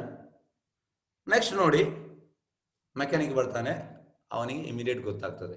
ಆಚಾರ್ಯ ಹೇಳ್ತಾರೆ ಇಬ್ಬರು ನೋಡುದೆ, ಅವ ಓನರ್ ಕೂಡ ನೋಡುದೆ, ಮೆಕ್ಯಾನಿಕ್ ಕೂಡ ನೋಡುದೆ. ಆದ್ರೆ ಮೆಕ್ಯಾನಿಕ್ಗೆ ಅವ ಜ್ಞಾನವಿದ್ದು ನೋಡ್ತಾ ಇದ್ದಾನೆ, ಆದ್ರೆ ಇವನಿಗೆ ಅದ್ರ ಬಗ್ಗೆ ಜ್ಞಾನ ಇಲ್ಲ. ಹಾಗೆ ಆಚಾರ್ಯ ಹೇಳ್ತಾರೆ ನಾವು ಈ ಆತ್ಮ ಮತ್ತೆ ಪರಮಾತ್ಮ ನೋಡ್ಲಿಕ್ಕೆ ನಮ್ಗೆ ಜ್ಞಾನ ಬೇಕು, ಅದು ಈ ಭಗವದ್ಗೀತೆಯಲ್ಲಿ ಉಂಟು. ಮತ್ತೆ ಆಚಾರ್ಯ ಹೇಳ್ತಾರೆ ಖಾಲಿ ಜ್ಞಾನವಿದ್ದು ಪ್ರಯೋಜನವಿಲ್ಲ, ವಿಜ್ಞಾನ. ವಿಜ್ಞಾನ ಅಂದ್ರೆ ನಾವು ಜೀವನದಲ್ಲಿ ಅದನ್ನು ಅಳವಡಿಸಬೇಕು, ಆಗ ಅದ್ರಲ್ಲಿ ನಮ್ಗೆ ಪ್ರಯೋಜನ ಉಂಟಂತ ಆಚಾರ್ಯ ಹೇಳ್ತಾರೆ. ಆತ್ಮ ಸಾಕ್ಷಾತ್ಕಾರದಲ್ಲಿ ನೆಲೆಯಾಗಿದ್ದು ಪ್ರಯತ್ನ ಪಡುತ್ತಿರುವ ಆಧ್ಯಾತ್ಮಿಕವಾದಿಗಳು ಇದೆಲ್ಲವನ್ನು ಸ್ಪಷ್ಟವಾಗಿ ಕಾಣಬಲ್ಲರು. ಆದರೆ ಯಾರ ಮನಸ್ಸು ಬೆಳೆದಿಲ್ಲವೋ ಮತ್ತು ಯಾರು ಆತ್ಮ ಸಾಕ್ಷಾತ್ಕಾರದಲ್ಲಿ ನೆಲೆಯನ್ನು ಪಡೆದಿಲ್ಲವೋ ಅವರು ಪ್ರಯತ್ನ ಪಟ್ಟರು ಏನಾಗುತ್ತಿದೆ ಎನ್ನುವುದನ್ನು ಕಾಣಲಾರರು. ಅಂದ್ರೆ ಆಚಾರ್ಯ ಹೇಳ್ತಾರೆ ಆತ್ಮ ಸಾಕ್ಷಾತ್ಕಾರ ಹಾಗದೆ ನಮ್ಗೆ ಏನು ಕಾಣುವುದಿಲ್ಲ. ಆತ್ಮ ಸಾಕ್ಷಾತ್ಕಾರ ಮೊನ್ನೆ ಕೂಡ ನಿಮ್ಗೆ ಹೇಳಿದ್ದೇನೆ, ನವವಿಧ ಭಕ್ತಿಯಲ್ಲಿ 9 ಪ್ರೋಸೆಸ್ ಉಂಟು: ಶ್ರವಣ, ಕೀರ್ತನ, ಸ್ಮರಣ, ಪಾದಸೇವನ, ಅರ್ಚನ, ವಂದನ, ದಾಸ್ಯ. ದಾಸ್ಯ ಅಂದ್ರೆ ನಾವು ಕೃಷ್ಣನ ಸೇವಕರು, ಆ ಲೆವೆಲ್ಗೆ ನಾವು ಬಂದ ಕೂಡಲೇ ನಮ್ದು ಆತ್ಮ ಸಾಕ್ಷಾತ್ಕಾರ ಆಯ್ತಂತ ಅರ್ಥ. ಹಾಗಾಗಿ ಆತ್ಮ ಸಾಕ್ಷಾತ್ಕಾರ ಆಗದೆ ನಮಗಿದೆಲ್ಲ ಗೊತ್ತಾಗುವುದಿಲ್ಲ ಅಂತ ಆಚಾರ್ಯರು ಹೇಳ್ತಾರೆ.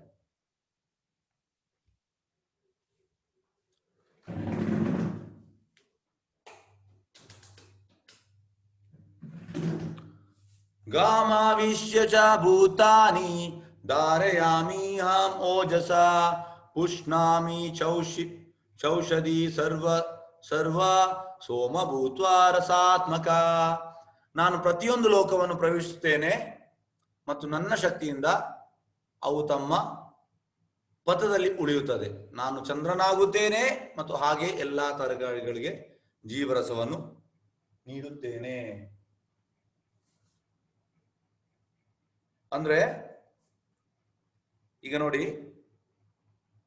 ಈ ಎಲ್ಲ ತರಕಾರಿಗಳು ಗಿಡಗಳೆಲ್ಲ ಇದಾಗಬೇಕಿದ್ರೆ ಅದಕ್ಕೆ ಆ ಚಂದ್ರನ ಕಿರಣ ಬೇಕು.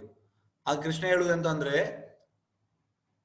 ಚಂದ್ರನಾಗುದು ನಾನಂತೆ ಕೃಷ್ಣ, ಮತ್ತೆ ಎಲ್ಲ ತರಕಾರಿಗೆ ಜೀವರಸವನ್ನು ಕೊಡುವುದು ಕೃಷ್ಣ. ಹಾಗಾಗಿ ಆಚಾರ್ಯ ಹೇಳ್ತಾರೆ, ಆಚಾರ್ಯ ಈ ಸೆಂಟೆನ್ಸ್ ಪ್ರತಿ ಸತ ಹೇಳ್ತಿದ್ರು. ಹೇಗೆಂದ್ರೆ everything is moving under the will of Krishna, ಎಲ್ಲವೂ ಕೃಷ್ಣನ ಇಚ್ಛೆಯಲ್ಲಿ ಆಗುದು. ಹಾಗಾಗಿ ಕೃಷ್ಣನಿಗೆ ಗೊತ್ತುಂಟು. ಹೇಗೆಂದ್ರೆ ಈಗ ನಮ್ದು ನಮ್ಗೆ ಈಗ ಯಾವ್ದೊಂದು ಮ್ಯಾನೇಜ್ಮೆಂಟ್ ಕೊಟ್ರು ಮ್ಯಾನೇಜ್ ಮಾಡ್ಲಿಕ್ಕೆ ನಾವು ಮ್ಯಾನೇಜ್ ಮಾಡಿದ್ರು ಕೂಡ ನಮ್ಮಲ್ಲಿ ಅಲ್ಲಿ ಅಲ್ಪ ಸ್ವಲ್ಪ ಮಿಸ್ಟೇಕ್ ಆಗ್ತದಂತೆ. ಆದ್ರೆ ಕೃಷ್ಣ ಹಾಗೆಲ್ಲ, ಕೃಷ್ಣ ಎಲ್ಲವನ್ನು ಮ್ಯಾನೇಜ್ ಮಾಡ್ತಾನೆ, ಆದ್ರೆ ಸ್ವಲ್ಪ ಕೂಡ ಮಿಸ್ಟೇಕ್ ಆಗುವುದಿಲ್ಲ. ಹಾಗಾಗಿ ಕೃಷ್ಣನ ಎಲ್ಲವೂ ಪರ್ಫೆಕ್ಟ್, ಮಾಡುವಂಥದ್ದು ಎಲ್ಲ ಕೆಲಸವು ಪರ್ಫೆಕ್ಟ್. ಯಾಕೆಂದ್ರೆ ಕೃಷ್ಣ ಪರ್ಫೆಕ್ಟ್, ನಾವು ಹಾಗೆ ಅಲ್ಲ, ನಾವು ಅಧಮರು. ಕೃಷ್ಣ ಅದಕ್ಕೆ ಪುರುಷೋತ್ತಮ, ಉತ್ತಮ ಪುರುಷ. ಅಹಂ ವೈಶ್ವನರೋ ಭೂತ್ವಾ ಪ್ರಾಣಿನಾಂ ದೇಹಾಶ್ರಿತ ಪ್ರಾಣಪ್ಪನ ಸಮಾಯುಕ್ತ ಪಚ್ಚಾಮಿ ಅನ್ನ ಚತುರ್ವಿಧಂ. ಎಲ್ಲಾ ಜೀವಿಗಳ ದೇಹದಲ್ಲಿ ಜಠರಾಗ್ನಿ ನಾನು, ದೇಹದಿಂದ ಹೊರಗೆ ಹೋಗುವ ಮತ್ತು ಒಳಗೆ ಬರುವ ಪ್ರಾಣವಾಯುವಿನೊಂದಿಗೆ ಸೇರಿ ನಾನು 4 ವಿಧವಾದ ಆಹಾರವನ್ನು ಜೀರ್ಣ ಮಾಡುತ್ತೇನೆ.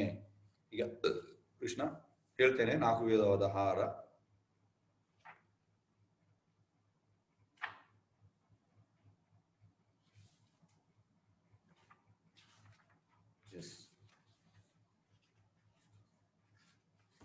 ನೋಡಿ, 4 ವಿಧವಾದ ಆಹಾರ. ಫಸ್ಟ್ ಇದು ಕೆಲವನ್ನು ನುಂಗುತ್ತೇವೆ, ಕೆಲವನ್ನು ಅಗಿಯುತ್ತೇವೆ, ಕೆಲವನ್ನು ನೆಕ್ಕುತ್ತೇವೆ, ಕೆಲವನ್ನು ಎಳೆದುಕೊಳ್ಳುತ್ತೇವೆ. ಈ ತರ 4 ರೀತಿಯ ನಾವು ಆಹಾರವನ್ನು ಸೇವಿಸ್ತೇವೆ. ಇದು ಕೃಷ್ಣ ಅಂತ ಹೇಳ್ತಿದ್ದಾನೆ.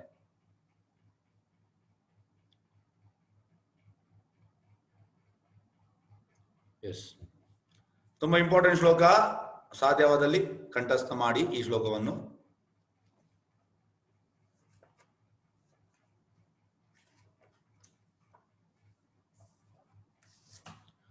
ಸರ್ವಸ್ಯ ಚಾಹಂ ಹೃದಯ ಸನ್ನಿವಿಷ್ಟೋ ಮತ್ತಾ ಸ್ಮೃತಿರ್ಜ್ಞಾನಂ ಅಪೋಹನಂ ಚ ವೇದೇಶ ಸರ್ವೇರ್ಹಮೇವ ವೇದ್ಯೋ ವೇದಾಂತ ಕೃದ್ ವೇದವಿತ್ ಏವಂ ಚಾಹಂ.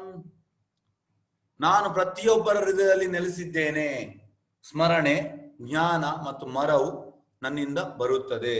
ಎಲ್ಲಾ ವೇದಗಳನ್ನು ತಿಳಿಯಬೇಕಾದದ್ದು ನಾನು, ವೇದಾಂತ ಕರ್ತೃ ನಾನು, ವೇದಗಳನ್ನು ತಿಳಿದವನು ನಾನೇ. ಈಗ ಹೇಗೆ ಅಂದ್ರೆ ನೋಡಿ, ನನಗೆ ಕೂಡ ಕುಕಿಂಗ್ ಅಲ್ಲಿ ಟ್ರೈನಿಂಗ್ ಆಗಿದೆ. ಯಾಕಂದ್ರೆ ನಮ್ಗೆ ಈ ಇಸ್ಕಾನ್ ಅಲ್ಲಿ ಹೇಗೆ ಅಂದ್ರೆ ನಮ್ಗೆ ಎಲ್ಲವೂ ಟ್ರೈನಿಂಗ್ ಆಗ್ತದೆ. ಸ್ಟಾರ್ಟಿಂಗ್ ನಾವು ಹೋಗುವಾಗ ನಮ್ಗೆ ಫಸ್ಟಿಗೆ ಎಂತ ಹೇಳುದು, ಗುಡಿಸ್ಲಿಕ್ಕೆ, ಮತ್ತೆ ಎಲ್ಲ ಕ್ಲೀನ್ ಎಲ್ಲ ಮಾಡ್ಲಿಕ್ಕೆ, ಪಾತ್ರೆ ತೊಳಿಲಿಕ್ಕೆ, ಮತ್ತೆ ನಾವು ತರಕಾರಿ ಕಟ್ ಮಾಡ್ಲಿಕ್ಕೆ, ಮತ್ತೆ ನಮಗೆ ಹಾಗೆ ನಾವು ಕೃಷ್ಣ ಸೀರಿಯಸ್ ಆದ್ರೆ ಮತ್ತೆ ನಮಗೆ ಆ ಕೃಷ್ಣನಿಗೆ ಅಡಿಗೆ ಮಾಡುವ ನಮಗೆ ಒಂದು ಅವಕಾಶ ಸಿಗ್ತದೆ. ಆ ರೀತಿ ನಾನು ಕೂಡ ಸ್ವಲ್ಪ ಸ್ವಲ್ಪ ಮಾಡ್ತೇನೆ ಅಡಿಗೆ. ಹಾಗಾಗಿ ನನ್ನ ಎಕ್ಸ್ಪೀರಿಯನ್ಸ್ ನಾನು ಹೇಳ್ತಾ ಇದ್ದೇನೆ. ಹೇಗೆ ಅಂದ್ರೆ ಅಡಿಗೆ ಮಾಡುವಾಗ ಹೇಗೆ ಅಂದ್ರೆ ಸ್ಮರಣೆ ಅಂದ್ರೆ ಹೇಗಾಗ್ತದೆ ಅಂದ್ರೆ, ಈಗ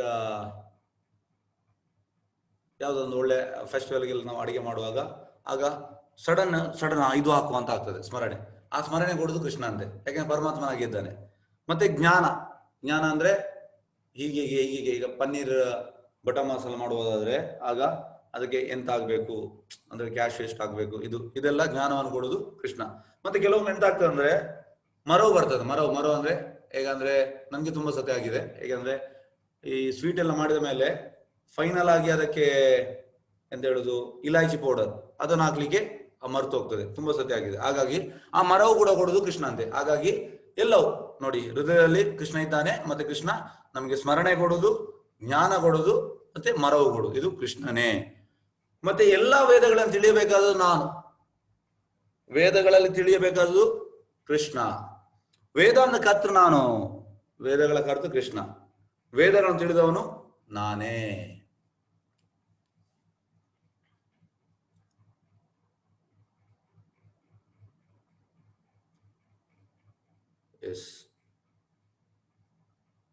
ಪುರುಷರಲ್ಲಿ 2 ವರ್ಗಗಳು, ಕ್ಷರರು ಮತ್ತು ಅಕ್ಷರರು. ಈ ಐಕ ಜಗತ್ತಿನಲ್ಲಿ ಎಲ್ಲಾ ಜೀವಿಗಳು ಕ್ಷರ, ಆಧ್ಯಾತ್ಮಿಕ ಜಗತ್ತಿನಲ್ಲಿ ಎಲ್ಲಾ ಜೀವಿಗಳು ಅಕ್ಷರ. ಅಕ್ಷರ ಅಂದ್ರೆ ಇನ್ಫಾಲಿಬಲ್, ಕ್ಷರ ಅಂದ್ರೆ ಫಾಲಿಬಲ್. ನಾವೆಲ್ಲ ಪತನಗೊಳ್ತೇವೆ, ಆದ್ರೆ ಆಧ್ಯಾತ್ಮಿಕ ಜಗತ್ತಿನಲ್ಲಿ ಅವರು ಪತನಗೊಳ್ಳುವುದಿಲ್ಲ. ಇದು ನಾವು ತಿಳಿಬೇಕು. ಇವರಿಬ್ಬರಲ್ಲದೆ ಅತ್ಯುತ್ತಮ ಜೀವಂತ ವ್ಯಕ್ತಿಯಾದ ಪರಮಾತ್ಮನು ಸ್ವತಃ ಅವಿನಾಶಿ, ವಿನಾಶ ಆಗುವುದಿಲ್ಲ. ಅವನು 3 ಜಗತ್ತುಗಳನ್ನು ಪ್ರವೇಶಿಸುತ್ತಾನೆ ಮತ್ತು ಅವುಗಳನ್ನು ಪಾಲಿಸುತ್ತಿದ್ದಾನೆ. ಎಲ್ಲ ಜಗತ್ತನ್ನು ಪ್ರವೇಶಿಸುವ ಪಾಲಿಸುತ್ತಿದ್ದಾನೆ. ಎಸ್, ನೋಡಿ, ಇದು ಕೃಷ್ಣ ಆ ಎಲ್ಲ 16,108 ಗೋಪಿಕೆಯರು ಎಂತಾಗ್ತದೆ ಅಂದ್ರೆ ಅವರನ್ನು ಆ ರಾಕ್ಷಸ ಕೊಂಡೋಗ್ತಾನೆ, ಮತ್ತೆ ಕೃಷ್ಣ ಹೋಗಿ ಅವರನ್ನು ಬಚಾವ್ ಮಾಡ್ತಾನೆ. ಮತ್ತೆ ಅವರೆಲ್ಲ ಹೇಳ್ತಾರೆ, ಕೃಷ್ಣ ಇನ್ನು ನಮ್ಮನ್ನು ಯಾರು ಮದುವೆ ಆಗುದಿಲ್ಲ, ಅಂದ್ರೆ ರಾಕ್ಷಸ ನಮ್ಮನ್ನು ಕೊಂಡೋಗಿದ, ಹಾಗಾಗಿ ಯಾರು ಮಾಡುದು, ಹಾಗಾಗಿ ನಮ್ಮನ್ನು ನೀವೇ ಆಗ್ಬೇಕಂತ ಹೇಳ್ತಾನೆ. ಅವರೆಲ್ಲ ಹೇಳ್ತಾರೆ. ಆಗ ಕೃಷ್ಣ ಹೇಳ್ತಾನೆ, ಆಯ್ತು, ಯಾಕಂದ್ರೆ ನಿಮ್ಗೆ ಎಲ್ಲಿ ಕೂಡ ಒಂದು ಶೆಲ್ಟರ್ ಸಿಗದೇ ಇದ್ರೆ ಲಾಸ್ಟ್ ಕೃಷ್ಣ ಹತ್ರ ಹೋಗ್ಬೋದು, ಕೃಷ್ಣ ಕೊಡ್ತಾನೆ. ಅದೇ ರೀತಿ ಅವ ಕೊಟ್ಟ ಮೇಲೆ ಎಲ್ಲರಿಗೂ ಮದುವೆ ಆಗಿ ಆಚಾರ್ಯ ಹೇಳ್ತಾರೆ, ನೋಡಿ ನಾವು ಮದುವೆ ಆದ್ರೆ ನಮ್ಮ ಆಚಾರ್ಯ ಹೇಳ್ತಾರೆ ನಾವು ಕಾಮದ ಭಾವನೆಯಲ್ಲಿದ್ದೇವೆ, ನಾವು ಕಾಮದ ಇದರಲ್ಲಿ ನೋಡ್ತೇವೆ. ಆದ್ರೆ ಕೃಷ್ಣ ಹಾಗೆ ಅಲ್ಲ. ಕೃಷ್ಣ ದೇವೋತ್ತಮ ಪುರುಷ. ಅವ ಎಂತ ಮಾಡಿದ, 16,108 ಸ್ತ್ರೀ ಅವನ ಹೆಂಡತಿಯರಿಗೆ ಆ ವಜ್ರದ ಮನೆ ಕಟ್ಟಿಕೊಟ್ಟ, ಮತ್ತೆ ಎಲ್ಲರ ಮನೆಯಲ್ಲಿ ಇದ್ದ. ಇದು ಡಿಫ್ರೆನ್ಸ್ ನಮ್ಗೆ ಮತ್ತೆ ಅವರಿಗೆ. ಎಲ್ಲರ ಮನೆಯಲ್ಲಿದ್ದು ಹೇಗಂದ್ರೆ ಅವನ ರಾಜ್ಯಕ್ಕೆ ಬರುವಾಗ ಅವ ಒಬ್ಬನೇ ಅಂತೆ. ಅಂದ್ರೆ ಈಗ ಹೇಗಂದ್ರೆ ರಜನಿಕಾಂತ್ ಪಿಕ್ಚರ್ ಎಲ್ಲ ಕಾಣಿಸ್ತಾರಲ್ಲ, ಅವ ಹತ್ತು ಇದ್ರು ಕೂಡ ಅವ ಬರುವಾಗ ಒಬ್ಬನೇ ಆಗುದು. ಅದೇ ರೀತಿ ಅದು ಖಾಲಿ ಪಿಕ್ಚರ್, ಇದು ನಿಜವಾದ ಸಂಗತಿ. ಇದರಲ್ಲಿ ಹೇಗಂದ್ರೆ 16,108 ಕೃಷ್ಣ ಅವನ ಇದೇ ಬರುವಾಗ ಅವ ಒಂದೇ ಆಗುದು. ಹಾಗಾಗಿ ಇದು ಆಚಾರ್ಯ ಹೇಳ್ತಾರೆ, ಇದೆಲ್ಲ ಇನ್ಕನ್ಸಿವೇಬಲ್, ನಮ್ಗೆ ಅರ್ಥವಾಗುದಿಲ್ಲ. ನಾವೀಗ ಅಪಕ್ವ, ನಾವೀಗ ಕುಯೋಗಿ, ನಮ್ಗೆ ಈ ಸ್ಟೇಜ್ ಅಲ್ಲಿ ನಮ್ಗೆ ಇದು ಅರ್ಥ ಆಗುದಿಲ್ಲ. ನಾವು ಆಧ್ಯಾತ್ಮಿಕದಲ್ಲಿ ನಾವು ಪ್ರೋಗ್ರೆಸ್ ಆದಾಗ ಇದೆಲ್ಲ ನಮ್ಗೆ ಅರ್ಥ ಆಗ. ಈಗ ಅಂತಂದ್ರೆ ಜನರು ಹೇಗೆ ಅಂದ್ರೆ ಆ ಕಾಮದ ಇದರಲ್ಲಿರುವಾಗ ಅವರು ಅದನ್ನೇ ಅಲ್ಲಿ ತರ್ತಾರೆ. ಆಚಾರ್ಯ ಹೇಳುದು, ಈಗ ಓದುವಾಗ ಅವನ ತಲೆಯಲ್ಲಿ ಹಾವಿದ್ರೆ ಅವ ಓದುದು ಕೂಡ ಅಲ್ಲಿ ಹಗ್ಗ ಇದ್ರು ಕೂಡ ಹಾವು ಓದ್ತಾನೆ. ಅದೇ ರೀತಿ ಈಗ ಎಂತಾಗಿದೆ ಕಲಿಯುಗದಲ್ಲಿ ಜನರ ತಲೆಯಲ್ಲಿ ಕಾಮದಿಂದ ಅದು ತುಂಬಿದೆ. ಹಾಗಾಗಿ ಅಲ್ಲಿ ಕೃಷ್ಣನ ದಶಮಸ್ಕಂದ ಓದುವಾಗ ಕೂಡ ಅಲ್ಲಿ ಕಾಮ ತರ್ತಾರೆ. ಅದು ಕಾಮ ಅಲ್ಲ, ಅದು ಪ್ರೇಮ ಅಂತ ಆಚಾರ್ಯ ಹೇಳ್ತಾರೆ. ಹೇಗಂದ್ರೆ ಬಂಗಾರವು ಆಧ್ಯಾತ್ಮಿಕ ಲೋಕದಿಂದ ಇಲ್ಲಿ ಬರುವಾಗ ಅದು ಕಬ್ಬಿಣ ಆಗ್ತದೆ. ಬಂಗಾರಕ್ಕೆ ಆಚಾರ್ಯ ಹೇಳಿದ್ದಾರೆ ಅದು ಪ್ರೇಮ, ಕಬ್ಬಿಣಕ್ಕೆ ಕಾಮ ಅಂತ ಆಚಾರ್ಯ ಹೇಳಿದ್ದಾರೆ. ಯತ್ಮ ಯಶ್ಮಾಸ್ಕರಂ ಅತಿತೋಹಂ ಅಕ್ಷರದ್ ಅಪಿಚೋತಮ ಅಥೋ ಅಸ್ಮಿ ಲೋಕೆ ವೇದೇ ಚ ಪ್ರಥಿತ ಪುರುಷೋತ್ತಮ. ನಾನು ಕ್ಷರ ಮತ್ತು ಅಕ್ಷರಗಳಿಗೆ ಅತೀತನು ಮತ್ತು ಅತ್ಯುತ್ತಮನು. ಆದ್ದರಿಂದ ಪ್ರಪಂಚವು ವೇದಗಳು ಪುರುಷೋತ್ತಮನು ಎಂದು ನನ್ನನ್ನು ಪ್ರಾರ್ಥನೆ ಮಾಡುತ್ತಾರೆ. ಅಂದ್ರೆ ಕೃಷ್ಣ ಪುರುಷೋತ್ತಮ ಯಾಕೆ ಅಂದ್ರೆ ಅವ ಅತೀತನು ಮತ್ತೆ ಅತ್ಯುತ್ತಮನು. ನಾವು ಹಾಗೆ ಅಲ್ಲ, ನಾವು ಕ್ಷರರು. ನಾನು ಕ್ಷರ ಮತ್ತು ಅಕ್ಷರಗಳಿಗೆ ಅತೀತನು, ಅವರಿಗೆ ನಾನು ಅತ್ಯುತ್ತಮನು. ಎಸ್, ನೋಡಿ ಇದೆಲ್ಲ ದೇವತೆಗಳು ಕೂಡ ಕ್ಷೀರೋದಕ ವಿಷ್ಣುವಿಗೆ ಪ್ರಾರ್ಥನೆ ಮಾಡುವುದು. ಎಸ್, ಯೋ ಮಾಂ ಏವಂ ಅಸಮ್ಮೂಢೋ ಜಾನಾತಿ ಪುರುಷೋತ್ತಮ ಸಾ ಸರ್ವವಿದ್ ಭಜತಿ ಮಾಂ ಸರ್ವಭಾವೇನ ಭಾರತ. ಭರತ ವಂಶದವನಾದ ಅರ್ಜುನನೇ, ಯಾರು ನನ್ನನ್ನು ಸಂದೇಹವಿಲ್ಲದೆ ದೇವೋತ್ತಮ ಪರಮಪುರುಷನೆಂದು ತಿಳಿಯುತ್ತಾನೋ ಅವನು ಎಲ್ಲವನ್ನು ತಿಳಿದನು. ಆದ್ದರಿಂದ ಆತನು ಸಂಪೂರ್ಣ ಭಕ್ತಿ ಸೇವೆಯಲ್ಲಿ ನಿರತನಾಗಿರುತ್ತಾನೆ. ಯಾರು ತಿಳಿತಾನೆ ಮತ್ತು ಸಂಪೂರ್ಣವಾಗಿ ಭಕ್ತಿ ಸೇವೆಯಲ್ಲಿ ನಿರತನಾಗಿರುತ್ತಾನೆ. ಪಾಪರಹಿತನಾದ ಅರ್ಜುನನೇ, ಇದು ವೇದಗಳ ಅತ್ಯಂತ ರಹಸ್ಯವಾದ ಭಾಗ. ಇದನ್ನು ಅರ್ಥ ಮಾಡಿಕೊಂಡವನು ಬುದ್ಧಿವಂತನಾಗುತ್ತಾನೆ ಮತ್ತು ಅವನು ಎಲ್ಲಾ ಪ್ರಯತ್ನಗಳು ಪರಿಪೂರ್ಣನಾಗುತ್ತದೆ. ಎಸ್, ಯಾರ್ದಾದ್ರು ಪ್ರಶ್ನೆ ಇದ್ದಲ್ಲಿ ಕೇಳ್ಬೋದು.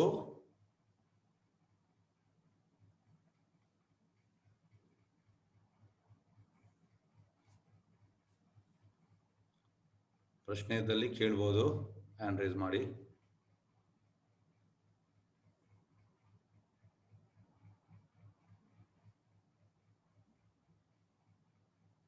Okay, Raghavendra. Yes sir. Hello, ನಮಸ್ಕಾರ. ಈಗ ನಮ್ಮ ದೇಹದಲ್ಲಿ ಆತ್ಮ ಮತ್ತೆ ಪರಮಾತ್ಮ ಇಬ್ರು ಇರ್ತಾನೆ ಅಂತ ನಮ್ಗೆ ಗೊತ್ತಾಗಿದೆ. ಆತ್ಮದು ನಾವು ನಾರ್ಮಲಿ ಈ ತರ ಜಪಾಲ ಮಾಡಿ ಆತ್ಮ ಸಾಕ್ಷಾತ್ಕಾರ ಮಾಡ್ಕೋಬಹುದು. But what is the role of ಪರಮಾತ್ಮ ಅಂತ? ಪರಮಾತ್ಮನ ಏನ್ ರೋಲು? ಈ ಒಬ್ರೊಬ್ರು ದೇಹದಲ್ಲಿ ಪರಮಾತ್ಮನು ಇರ್ತಾನ, ಅವ್ರದ್ದು ಏನ್ ರೋಲ್ ಆಕ್ಚುಲಿ, ಅವ್ರದ್ದು ಏನ್ ಇಂಪಾರ್ಟೆನ್ಸ್ ಅಂತ? ಓಕೆ, ನೋಡಿ ಹೇಗೆ ಅಂದ್ರೆ ಆಚಾರ್ಯ ಹೇಳುದು, ಆತ್ಮ ಕೂಡ ಪರಮಾತ್ಮ ಹೇಗೆ ಸಚ್ಚಿದಾನಂದನೋ ಹಾಗೆ ಆತ್ಮ ಕೂಡ ಸಚ್ಚಿದಾನಂದ. ಮತ್ತೆ ಪರಮಾತ್ಮನ ಅಂಶ ಆಚಾರ್ಯರು ಗಡಿ ಎಕ್ಸಾಂಪಲ್ ಕೊಡ್ತಾರೆ. ಹೇಗೆ ಅಂದ್ರೆ ಒಂದು ಪೂರ್ತಿ ಎಂತಂದ್ರೆ ಎಂತ ಹೇಳುದು, ಬಂಗಾರದ ಒಂದು ಇದೇ ಉಂಟು ಎಂತ ಹೇಳುದು, ದೊಡ್ಡ ಒಂದು ಭಾಗ ಅಂದ್ರೆ ಒಂದು ಕೋರೆ ಬಂಗಾರದ ಕೋರೆ ಉಂಟು. ಆ ಕೋರೆ ಮತ್ತೆ ಅಲ್ಲಿಂದ ಒಂದು ಸಣ್ಣ ಒಂದು ಅಂಶ ಬಂಗಾರ, ನಾವು ಅದು ಸಣ್ಣ ಅಂಶ ಅಂತೆ ಬಂಗಾರ. ಹಾಗಾಗಿ ಆತ್ಮನಿಗೆ ನಿಜವಾದ ಎಂತಂದ್ರೆ ಪರಮಾತ್ಮ ಬಗ್ಗೆ ಹೇಳಿದಾಗ ಪರಮಾತ್ಮ ತುಂಬಾ ಆಕ್ಟಿವ್ ಆಗ್ತಾನೆ, ಅವೇಕನ್ ಆಗ್ತಾನೆ.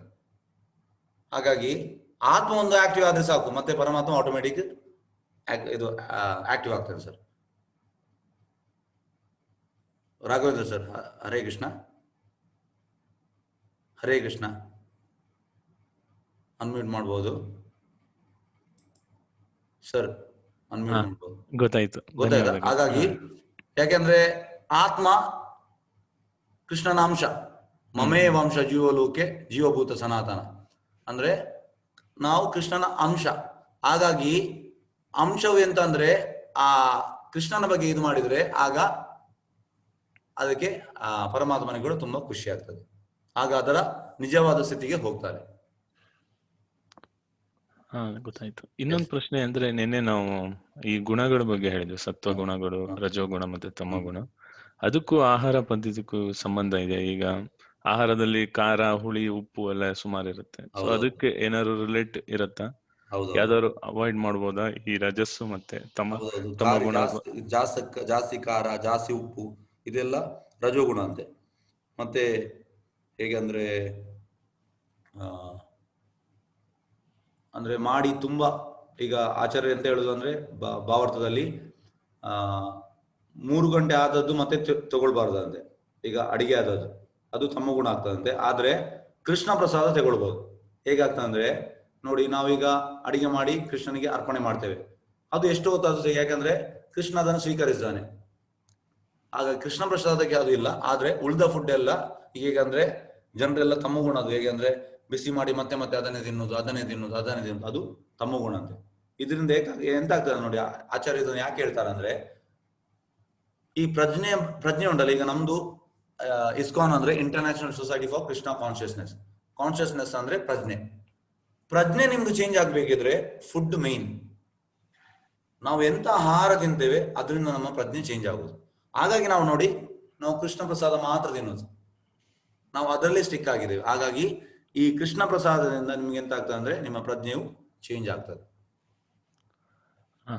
ಇನ್ನೊಂದು ಪ್ರಶ್ನೆ ಇದೆ. ಈಗ ಭಗವದ್ಗೀತೆ ಓದಕ್ ಶುರು ಮಾಡಿದೀನಿ ನಾನು. ಸ್ವಲ್ಪ ಮೊದ್ಲಿಂದನೇ ಸ್ವಲ್ಪ ಶುರು ಮಾಡಿದೆ, ಬಟ್ ಈಗ ಸ್ವಲ್ಪ ಸೀರಿಯಸ್ ಆಗಿ ಓದ್ತಾ ಇದ್ದೀನಿ. ಏನಂದ್ರೆ ನನಗೀಗ ಒಂದು ಅಧ್ಯಾಯ ತುಂಬಾ ಇಷ್ಟ ಆಗಿರುತ್ತೆ ಅನ್ಕೊಳ್ಳಿ. ಸೊ ನಾನು ಅದನ್ನ ಸೀಕ್ವೆನ್ಶಿಯಲ್ ಆಗಿ ಓದ್ಬೇಕಾ ದಿನ? ಈಗ ಫಸ್ಟ್ ಅಧ್ಯಾಯ ಫಸ್ಟ್ ದಿನ, ಸೆಕೆಂಡ್ ಅಧ್ಯಾಯ ಸೆಕೆಂಡ್ ದಿನ ಅಂತ ಒಂದು ಓದ್ಬೇಕಾ? ಅಥವಾ ನನಗೆ ಒಂದ್ ಅಧ್ಯಾಯ ಇಷ್ಟ ಆದ್ರೆ ಅದನ್ನ ಪ್ರತಿದಿನ ಓದಿ ಮತ್ತೆ ಬೇರೆ ಅಧ್ಯಾಯಕ್ಕೆ ಜಂಪ್ ಮಾಡ್ಬೋದು? ಆತರ ಏನ್ ಮಾಡ್ಬೋದು? ಅದು ಮಾಡ್ಬೋದು. ಆದ್ರೆ ನೀವು ಫಸ್ಟ್ ಗೆ ಕ್ಲಿಯರ್ ಆಗಿ ಅಂದ್ರೆ ಭಗವದ್ಗೀತೆ ತಿಳಿದ ಮೇಲೆ ನಿಮ್ಗೆ ಯಾವ್ದು ಇಂಟ್ರೆಸ್ಟ್ ಉಂಟು ಅದನ್ನೇ ಓದ್ಬೋದು. ಆದ್ರೆ ಆಚಾರ್ಯ ಹೇಳ್ತಾರೆ ಹೇಗಂದ್ರೆ ನೋಡಿ, ಹೇಗಂದ್ರೆ ಈ ಭಗವದ್ಗೀತೆಯಲ್ಲಿ ಆಗ್ಲಿ ಭಾಗವತಮಲ್ಲಿ ನೋಡಿ, ಭಾಗವತಮಲ್ಲಿ 12 ಸ್ಕಂದ ಉಂಟು. 12 ಸ್ಕಂದದಲ್ಲಿ ಆ ಕೃಷ್ಣನ ಲೀಲೆಗಳು ಇರುವುದು, ರಾಸಲೀಲೆಗಳು 10ನೇ ಸ್ಕಂದ. ಈಗ ಎಂತ ಆಗ್ತದೆ, ಜನರು ಡೈರೆಕ್ಟ್ ಅದಕ್ಕೆ ಹೋಗುದು, ಯಾಕಂದ್ರೆ ಅವ್ರು ಕಾಮದ ಭಾವನೆಯಲ್ಲಿ ಇದ್ದ ಕಾರಣ 10ನೇ. ಆಚಾರ್ಯ ಹೇಳ್ತಾರೆ ಅದು ಅವರು ಹುಚ್ಚರ ಆಗ್ತಾರಂತ. ಮತ್ತೆ ಹುಚ್ಚರ ಆಗುದಂದ್ರೆ ಅವ್ರು ತಪ್ಪು ತಿಳಿತಾರೆ ಕೃಷ್ಣನ ಬಗ್ಗೆ. ಹಾಗಾಗಿ ಸ್ಟೆಪ್ ಬೈ ಸ್ಟೆಪ್, ಈಗ ಹೇಗಂದ್ರೆ 1ನೇ ಸ್ಕಂದ, 2ನೇ ಸ್ಕಂದ, 3ನೇ ಸ್ಕಂದ, ಲಾಸ್ಟಿಗೆ ನೀವು 9ನೇ ಸ್ಕಂದ ಹೋಗುವಾಗ ನೀವು ಪೂರ್ತಿ ತಿಳಿತೀರಿ. ಮತ್ತೆ ನೀವು ಆ ರಾಸಲೀಲೆಯನ್ನು ಕೂಡ ಕೃಷ್ಣನ ಅದನ್ನು ತುಂಬಾ ಪ್ಯೂರ್, ಅದನ್ನು ನೀವು ಸರಿಯಾಗಿ ಅರ್ಥ ಮಾಡ್ತೀರಿ. ಹಾಗಾಗಿ ಆಚಾರ್ಯ ಹೇಳ್ತಾರೆ ಸೀಕ್ವೆನ್ಸ್ ಅಲ್ಲಿ ಹೋದ್ರೆ ಒಳ್ಳೇದು. ಆದರೆ ಎವ್ರಿಥಿಂಗ್ ಎಲ್ಲದಕ್ಕೂ ಒಂದು ಆಪ್ಷನ್ ಉಂಟು. ಈಗ ನೀವು ಒಂದು ಸರಿಯಾಗಿ ಪೂರ್ತಿ ಭಗವತ್ ತಿಳಿದ ಮೇಲೆ, ಅಂದ್ರೆ ಆಚಾರ್ಯ ಹೇಳ್ತಾರೆ ಈಗ ಹೇಗಂದ್ರೆ ಒಂದು 6 ಬಾರಿ ಓದ್ಬೇಕಂತೆ. 6 ಬಾರಿ ಓದಿದ ಮೇಲೆ ಫುಲ್ ನೀವು ಕ್ಲಿಯರ್ ಆಗಿ ನಿಮಗೆ ಭಗವದ್ ಅರ್ಥ ಆಯ್ತು. ಅದರ ನಂತರ ನಿಮ್ಗೆ ಯಾವ್ದು ಇಂಟ್ರೆಸ್ಟ್ ಉಂಟು ಆ ಶ್ಲೋಕವನ್ನೇ ಅದೇ ಚಾಪ್ಟರ್ ಓದ್ಬೋದು, ಗಡಿಗೆಯಲ್ಲಿ ಮತ್ತೆ ಮತ್ತೆ ಓದ್ಬೋದು. ಆದ್ರೆ ಆಚಾರ್ಯ ಹೇಳಿದ್ದಾರೆ 6 times you should read properly 6 times ನಂದು ಬುಕ್ಸ್ ಅಂತ ಹೇಳಿದ್ದಾರೆ. ಗೊತ್ತಾಯ್ತು ಸರ್ ರಾಘವನ್ ಸರ್? ಗೊತ್ತಾಯ್ತು, ಧನ್ಯವಾದಗಳು. ಓಕೆ, ಎಸ್, ಅನ್ಮ್ಯೂಟ್ ಮಾಡಿ ಸರ್. ಐಫೋನ್. ನಮಸ್ತೆ ಪ್ರಭುಜಿ. ನಮಸ್ತೆ. ಪ್ರಭುಜಿ, ಈಗ ನಾವು ಕೃಷ್ಣ ಪ್ರಜ್ಞೆಗೆ ಬರ್ಲಿಕ್ಕೆ ನೀವು ಈಗ ಹೇಳಿದ ಪ್ರಕಾರ ಕೃಷ್ಣ ಪ್ರಜ್ಞೆಗೆ ಬರ್ಲಿಕ್ಕೆ ನಮ್ಗೆ ಫುಡ್ ಸ್ಟಫ್ಸ್ ಇಂಪಾರ್ಟೆಂಟ್. ಯಾವ ಫುಡ್ ನಾವು ತಿಂತೇವೆ ಅದು ಇಂಪಾರ್ಟೆಂಟ್. ಸೊ ಜಾಸ್ತಿ ಖಾರ ತಿನ್ಬಾರ್ದು, ಜಾಸ್ತಿ ಉಪ್ಪು ತಿನ್ಬಾರ್ದು. ಮತ್ತೆ ಇನ್ನೊಂದಂದ್ರೆ ಮುಂಚೆ ಹೇಳಿದ ಪ್ರಕಾರ ಆ ನೀರುಳ್ಳಿ ಬೆಳ್ಳುಳ್ಳಿ ಅದೆಲ್ಲ ತಿನ್ನದಿದ್ರೆ, ಅದೆಲ್ಲ ಆಡ್ ಮಾಡದಿದ್ರೆ ನಮ್ಗೆ ಒಂದು ಆ ಇಂದ್ರಿಯ ಕಂಟ್ರೋಲ್ ಮಾಡ್ಬೋದು ಅಂತ. ಈಗ ನಿಮ್ಮ ಯಾವ್ದಾದ್ರು ಒಂದು ಫುಡ್ ಚಾರ್ಟ್ ಮಿನಿ ಇದೆ ಪ್ರಭುಜಿ? ಯಾಕೆಂದ್ರೆ ನಮ್ಗೆ ವೆಜ್ ಅಲ್ಲಿ ಕೂಡ ಈಗ ನಾನು ತುಂಬಾ ಕಂಟ್ರೋಲ್ ಮಾಡ್ತಿದ್ದೇನೆ. ನಾನು ಮುಂಚೆ ಹಾರ್ಡ್ ಕೋರ್ ನಾನ್ ವೆಜ್ ಆಗಿದ್ದೆ, ನಾನು ಈಗ ತುಂಬಾ ಕಂಟ್ರೋಲ್ ಮಾಡ್ತಿದ್ದೇನೆ. ಸೊ ನಾನು ವೆಜ್ ಅಲ್ಲಿ ಕೂಡ ನಮ್ಗೆ ಕನ್ಫ್ಯೂಸ್ ಆಗ್ತದೆ, ಕೆಲವು ಜಂಕ್ ಫುಡ್ಸ್ ನಾವು ತಿಂದೋಗ್ತದೆ ವೆಜ್ ಅಲ್ಲಿ. ಅದಕ್ಕೆ ಸಿಂಪಲ್ ಹೇಗೆ ಅಂದ್ರೆ, ನೀವು ಹೊರಗೆ ತಿನ್ನುವುದು ನೀವು ಎಂತ ತಿಂದ್ರು ಕೂಡ ಅದರಿಂದ ನಿಮ್ದು ಪ್ರಜ್ಞೆ ಇಂಪ್ರೂವ್ ಆಗುದಿಲ್ಲ. ಯಾಕಂದ್ರೆ ಅವ ಅಡಿಗೆ ಮಾಡಿದವ ನೀವೀಗ ಹೊರಗೆ ತಿಂತೀರಿ, ನೀವು ಅಂದ್ರೆ ಯೂಶುವಲ್ ನೀವು ಹೋಟೆಲ್ ಇಂದೆಲ್ಲ ತಿನ್ನೋದು, ಎಂತ ಆಗ್ತದೆ ನೋಡಿ, ಅವನ ಪ್ರಜ್ಞೆ ಎಂತ ಉಂಟು ಆ ಪ್ರಜ್ಞೆ ನಿಮ್ಗೆ ಬರ್ತದಂತೆ. The food carries the consciousness. ಎಂತ ಆಗ್ತದೆ ಅಂದ್ರೆ ಅವ ನೋಡಿ, ನೀವು ಎಲ್ಲಿ ಹೋಟೆಲ್ ಯೂಶುವಲಿ ಈಗ ನಮ್ಮ ಮಂಗಳೂರಿನಲ್ಲಿ ಓಷನ್ ಪರ್ಲ್ ಅಂತ ಅದು ಫೇಮಸ್ ಹೋಟೆಲ್, ನೀವು ಅಲ್ಲಿ ಹೋಗಿ ಅದರ ಕುಕ್ಕರ್ ನೋಡಿ, ಅವ ದೊಡ್ಡ ಕುಡುಕ, ಆದ್ರೆ ಅವನಿಗೆ 60,000 ಸ್ಯಾಲ್ರಿ ಉಂಟು, ಆದ್ರೆ ಅವ ಕುಡ್ದು ಅಡಿಗೆ ಮಾಡುದು. ಅದ್ರಿಂದ ಎಂತ ಆಗ್ತದೆ ಅಂದ್ರೆ ಅದನ್ನು ತಿಂದ ಮೇಲೆ ನಿಮ್ಮ ಪ್ರಜ್ಞೆ ಕೂಡ ಅವನ ಪ್ರಜ್ಞೆ ಬರ್ತದೆ ನಿಮ್ಗೆ, ಗೊತ್ತಾಯ್ತಾ? ಅವನ ಈ ಕುಕ್ಕಿಂಗ್ ಯಾರು ಮಾಡಿದಾನೆ ಅವನ ಪ್ರಜ್ಞೆ ನಿಮ್ಗೆ ಬರ್ತದೆ. ಹಾಗಾಗಿ ಇದಕ್ಕೆ ಸೊಲ್ಯೂಷನ್ ಒಂದೇ, ಕೃಷ್ಣ ಪ್ರಸಾದ. ನೀವು ಶುಚಿಯಲ್ಲಿ ನೀವು ಅಡಿಗೆ ಮಾಡ್ಲಿಕ್ಕೆ ಸ್ಟಾರ್ಟ್ ಮಾಡ್ಬೇಕು, ಮತ್ತೆ ನೀವೇ ಮಾಡಿ ಕೃಷ್ಣನಿಗೆ ಕೊಡ್ಬೇಕು. ಅದರಿಂದ ಮಾತ್ರ, ಅಲ್ಲದೆ ನೀವು ಹೊರಗೆ ಎಂತ ತಿಂದ್ರು ಕೂಡ ಇದೆ. ಓಕೆ, ಈಗ ನಮ್ಗೆ ರೆಡಿಮೇಡ್ ಎಲ್ಲ ಸಿಗತ್ತಲ್ಲ ಗುರುಜಿ? ಅಂದ್ರೆ ನಾನು ಅಂದ್ರೆ ಹೊರಗಡೆ ಡಿಪೆಂಡ್ ಆಗುದು ಅಲ್ಲ. ಈಗ ನಮ್ಗೆ ಮನೆ ನೀವು ಎಂತ ಮಾಡಿ ನೋಡಿ, ನಿಮ್ಗೆ ಸೊಲ್ಯೂಷನ್ ಎಂತ ಅಂದ್ರೆ ನೀವು ಸಿಂಪಲ್ ಆಗಿ ರೈಸ್ ಮತ್ತೆ ಒಂದು ಸಿಂಪಲ್ ಆದ ನೋಡಿ, ಆ ಕೃಷ್ಣನಿಗೆ ಸ್ಪೆಷಲ್ ಬೇಡ, ನೀವು ಸಿಂಪಲ್ ಆದ ಒಂದು ಮಾಡ್ಲಿಕ್ಕೆ ಟ್ರೈ ಮಾಡಿ. ಯಾಕಂದ್ರೆ ನೋಡಿ, ನಾನು ಕೂಡ ನನಗೆ ಈಗ ಒಂದು 9 ವರ್ಷ ಆಯ್ತು ಕುಕಿಂಗ್ ನಂಗೆ ಗೊತ್ತಾಗಿ. ಅದರ ಮುಂಚೆ ನಂಗೆ ಗೊತ್ತಿರಲಿಲ್ಲ ಕುಕಿಂಗ್. ಈಗ ನನಗೆ ಒಳ್ಳೆ, ಈಗ ಫಸ್ಟ್ ನಮ್ಮ ಟೆಂಪಲ್ ಅಲ್ಲಿ ಫೆಸ್ಟಿವಲ್ ಆದ್ರೆ ದೊಡ್ಡ ಕುಕಿಂಗ್ ನಾನೇ ಮಾಡೋದು. ಹಾಗಾಗಿ ನನಗೆ ಮಾಡ್ತಾ ಮಾಡ್ತಾ ಎಲ್ಲ ಬಂದಿದೆ. ಹಾಗಾಗಿ ಎಂತ ಅಂದ್ರೆ ಕುಕಿಂಗ್ ತುಂಬಾ ಸುಲಭ. ಈಗ ಎಂತ ಅಂದ್ರೆ ನಾವು ಎಣಿಸುದು ನಾವು ಗಂಡಸು ನಮ್ಗೆ ಕುಕಿಂಗ್ ಮಾಡಬಾರ್ದು, ಅದು ನಮ್ಮ ತಪ್ಪು. ನಾವು ತಲೆಯಿಂದ ಅದನ್ನು ತೆಗಿಬೇಕು. ನೀವು ಸಿಂಪಲ್ ಆಗಿ ಹೇಳ್ತೇನೆ, ನೀವು ಮನೆಯಲ್ಲಿ ಮಾಡ್ಲಿಕ್ಕೆ ಟ್ರೈ ಮಾಡಿ. ಇದರಿಂದ ನಿಮ್ಗೆ ಹಣ ಉಳಿತದೆ, ಟೈಮ್ ಸೇವ್ ಆಗ್ತದೆ, ಮತ್ತೆ ನಿಮ್ಮ ಮೇನ್ ಎಂತ ಅಂದ್ರೆ ಕೃಷ್ಣ ಪ್ರಜ್ಞೆ ಬರ್ತದೆ. ನೀವು ಶುದ್ಧದಲ್ಲಿ ಮಾಡಿ, ಸ್ನಾನ ಮಾಡಿದನ್ನು ಒಂದು ಜಸ್ಟ್ ಹೇಗಂದ್ರೆ ಒಂದು 5 ನಿಮಿಷ ಕೃಷ್ಣನಿಗೆ ಇಡಿ, ತುಳಸಿ ಹಾಕಿ, ಕೃಷ್ಣನ ಸ್ವೀಕಾರ ಮಾಡ್ತಾನೆ, ಮತ್ತೆ ಅದು ಕೃಷ್ಣ ಪ್ರಸಾದ ಆಗ್ತದೆ. ಈಗ ನಾನು ಎಂತ ನಿಮ್ಗೆ ಆಪ್ಷನ್ ಹೇಳಿದ್ರು ಕೂಡ, ಯಾಕಂದ್ರೆ ನೀವು ಹೊರಗೆ ತಿನ್ನುವ ಕಾರಣ ಅವಾಗ ಕೃಷ್ಣ ಪ್ರಜ್ಞೆ ಇಲ್ಲ. ಗೊತ್ತಾಯ್ತಾ? ನಿಮ್ಗೆ ನಾನು ಎಂತ ಕೊಟ್ಟರು ಕೂಡ ಅದು ನಿಮ್ಗೆ ವರ್ಕೌಟ್ ಆಗುದಿಲ್ಲ. ಕರೆಕ್ಟ್, ಹೌದು. ಹಾಗೆ ಅದರ ಕಾರಣ ನಾನು ಹೇಳುದು, ಬೆಸ್ಟ್ ಸಜೆಷನ್, ನೀವು ಅಡಿಗೆ ಮಾಡ್ಲಿಕ್ಕೆ ಸ್ಟಾರ್ಟ್ ಮಾಡಿ. ಯಾಕೆಂದ್ರೆ ನೋಡಿ, ನಾನು ಕೂಡ ಸ್ಟಾರ್ಟಿಂಗ್ ನಂದು ಹಾಗೆ ಇತ್ತು, ಅಂದ್ರೆ ಹೆಂಗಸರ್ ಮಾಡ್ಲಿಕ್ಕೆ. ಮತ್ತೆ ನಾನು ಇದರಲ್ಲಿ ಹೋಗಿ ನಾನು ಮತ್ತೆ ಕುಕಿಂಗ್ ಮಾಡಿದೆ. ಈಗ ನನಗೆ ಸಾಧಾರಣ ಒಂದು ಮಾಡ್ಲಿಕ್ಕೆ ಗೊತ್ತುಂಟು, ಜಾಸ್ತಿ ಗೊತ್ತುಂಟು ಅಂತ ಹೇಳುದಿಲ್ಲ, ಸಾಧಾರಣ ನನಗೆ ಒಂದು ಮ್ಯಾನೇಜ್ ಮಾಡುವಷ್ಟು ಮಾಡ್ಲಿಕ್ಕೆ ನನಗೆ ಗೊತ್ತುಂಟು. ಓಕೆ, ಗೊತ್ತಾಯ್ತು ಪ್ರಭುಜಿ, ಗೊತ್ತಾಯ್ತು. Thank you.